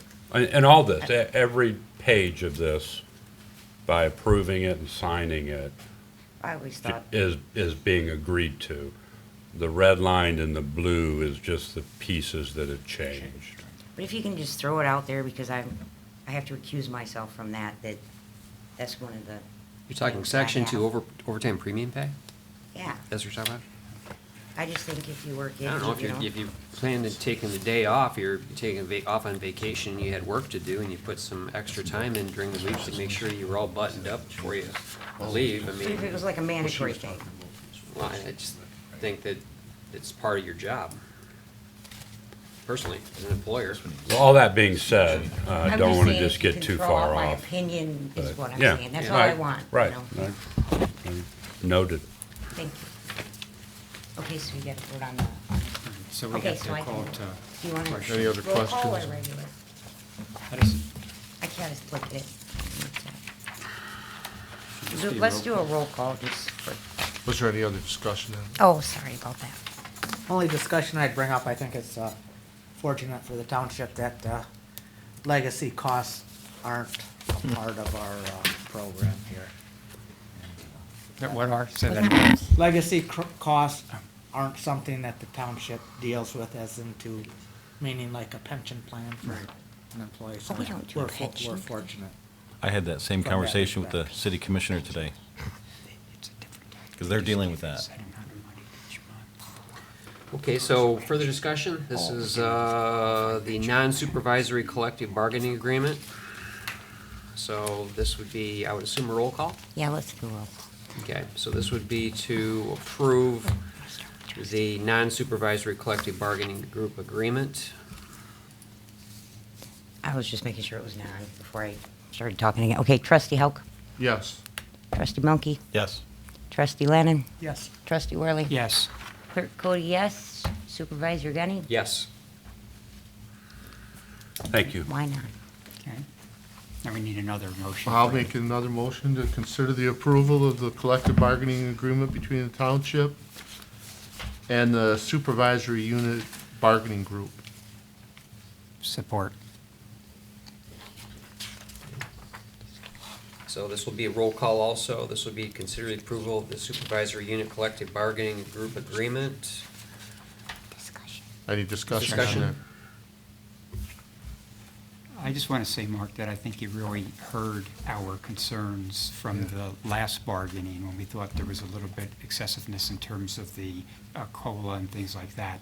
I really appreciate the way you take our input, and I see that input being reflected in the final agreement, so thanks. This was a good contract. Yeah, I mean, I think it's very fair. I think it's very fair. and I've heard feedback from a couple of non-supervisory employees that they like it. They're gonna like it. If both sides are happy, that's pretty dang good. Yeah, that's, yeah. All right. Win-wins aren't easy. Right. So this will be to consider to approve the supervisory unit collective bargaining group agreement. Clerk Cody is recusing from this vote. Yeah, You Do I have run to the roll say that call again? anyway? sure. You could do that. Supervisor Gunny? Yes. Trustee Hauk? Yes. Trustee Monkey? Yes. Trustee Lennon? Yes. Trustee Worley? Yes. All right. Cody recused herself. Through our new business and on to probably a moot subject would be extended public comment. Restricted to 5 minutes regarding any issues. Anybody out in the hallway or behind the screen that would like to come forward and bring public comment forward? Seeing none, we close public comment and we move to item 12, manager's comments. Thank you. I just have two. One is the board's looking at its appointments for vacancies. I don't want you to forget the Cultural and Recreation Yes. Commission. Doesn't get a lot of press. It doesn't meet, it's a broader board, but it's the board that provides oversight to the Maury courts, and so it's pretty important. And other than that, it's Merry Christmas and Happy New Year to everybody. Merry Christmas to you. Thank you. Merry All Christmas. right, final board member comment. We'll start from, let's run it counterclockwise. Start with Tim. So I just wanted to mention, training coming up for, through MTA. And the half-day session, the first half is, they call Authorities and Responsibilities of Michigan Townships. We often call it the Little Red Book. There's some, changes, additions being made to that. And then, second part of the day, Township Board's role with Board of Review, suggesting that the township should really understand what the Board of Review does. And there's an opportunity to do some learning on that.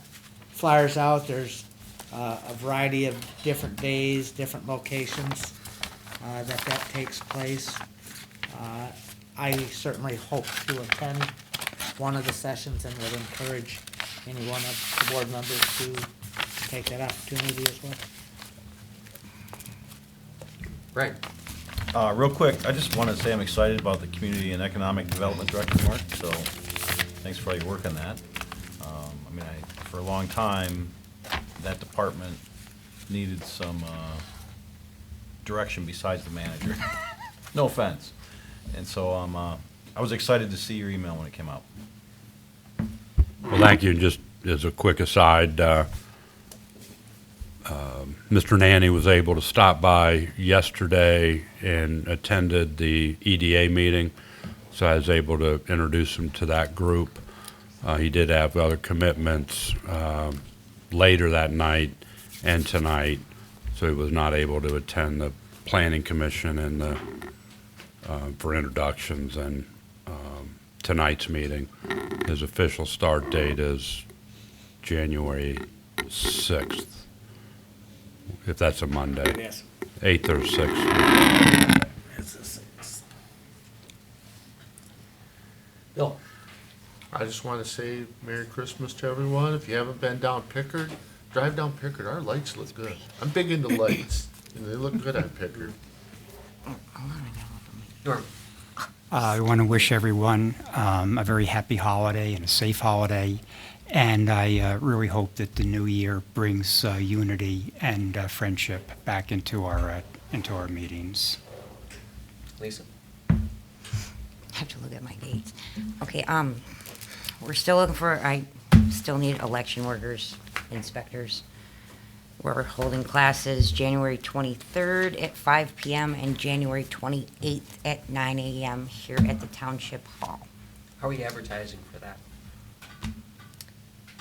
Is word of mouth, or are you posting anything like Commission on Aging or anything like that? Posted it. I talked to people from CMU, like representatives from CMU. These would be like Commission on- election workers that would be Yeah. looking in polls? Qualifications, you have to be 16 years of age and older, and a resident of Michigan. Okay, so you have to be a resident of Union Township? No, anywhere in Michigan. And these people are paid, correct? Yes. I'd suggest you put something in over at the Commission on Aging then. Could you remind me the On our dates? webpage? I can, Did we put it on the page? wasn't aware of it, but I can happy to get with Yeah, with that'd the be township good. clerk and help advertise that and get the word out and try to get some candidates. I would like, on that note, I was trying to get a hold of, before this meeting, and I wasn't able to, but I wanted to increase the pay of the election workers so I can put it in the advertisement to $13 an hour, because other surrounding municipalities, they're about $12.50. I just wanted to be competitive, and because ours is, we're bigger, we're, a lot more people coming into each one, and Do you have I the- need people really bad, so I think Yeah. $13 an hour might bring them here. You're having trouble getting Yes. recruits, that's been the problem. Yes. So what's the minimum wage now in Michigan? Is it the $12.75 or is it? No, I don't- I think it's like 15? 9 No, something. thank you. Oh, is it? Nine Oh. something. No. It's one really, I'm really way up, long I'm way day. off, huh? Yeah, you Whoa. liberal. Right now, we're paying. Wow. No. Okay, so it's not I have $15, no idea. huh? See, right now, we're at $12.50. I don't want to. I was gonna say, go with Nine- the hourly thing and, 975. Yeah, I I don't think want to it's- Wow. increase the chair. I think it bumped up, what, in Because theirs is September or good. something like Yeah, that. something like Yeah. that. well, I would be up The- for The increasing if chair it is makes a fine, difference. they're set at a competitive rate, but our inspectors are not, so I just wanted to bump it 50 cents. But I had to get permission It's and, 1065 in 2020. 1065. From that state or federal? but it is a very, very long, stressful day. Yeah. January. And it's just, it's the one day. that they- We're gonna have 3 days? 3 elections this year, that Right. I know of, maybe 4. Right. Lisa, could you just make sure they get on our website? Yeah. Thanks. I was gonna advertise in the paper too. But I just wanted to know about the pay increase so I can put the amounts on it, is what I was, I'd suggest there that you, yeah. I believe we had that looked at in the compensation study, so maybe that can be reviewed to see how we sit versus that market. And then, we'll have to look at that. We just approved the budget. I know, I was going off Isabel County, but I'm short a And- couple people, so I think that'll counteract, that's what I'm saying. A lot of, I'm short. It's only 50 cents an hour, it's not talking mega bucks. All right, I got two things. Merry Christmas. Just observations from last evening at the planning commission, just the things that I think that, sitting in the peanut gallery, I think that, I mentioned to Mark before the meeting started that, I know on that particular special use permit that very few people were notified because of the 300-foot Yep. situation. And I think that maybe it would be prudent on our part to not just do the minimum, but to go beyond the minimum, to make sure that, because we want people to not hear about it word of mouth, because that doesn't look good on us, right? And I think that we need to be open and transparent and encourage people to I think show up. we should increase that, it's a 300 feet, even like 1,000. I mean, we should at least be increasing it, because there were, I had read about this, the controversy that's going on there. I drove out there to get a view of the land and see how many people are affected by what's going to go on there. And I can understand the residents' concerns, you know. So, yeah, I think that's. I think that's something we need to address at some Right, point. I agree. Number two, and this has been kind of like ongoing, and it's been a pet peeve of mine for a while, is our audio-visual setup is slow to react, times out, and from a viewer standpoint, people that are watching the meeting, but also on the TV, is that the discussion never follows what's up on the screen.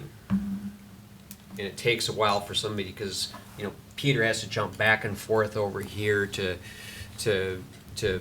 get the right parcel up, and then the thing will time out. It timed out like, Oh, many times. oh Talk about God, the 3, 4, tablet. 5 times last night.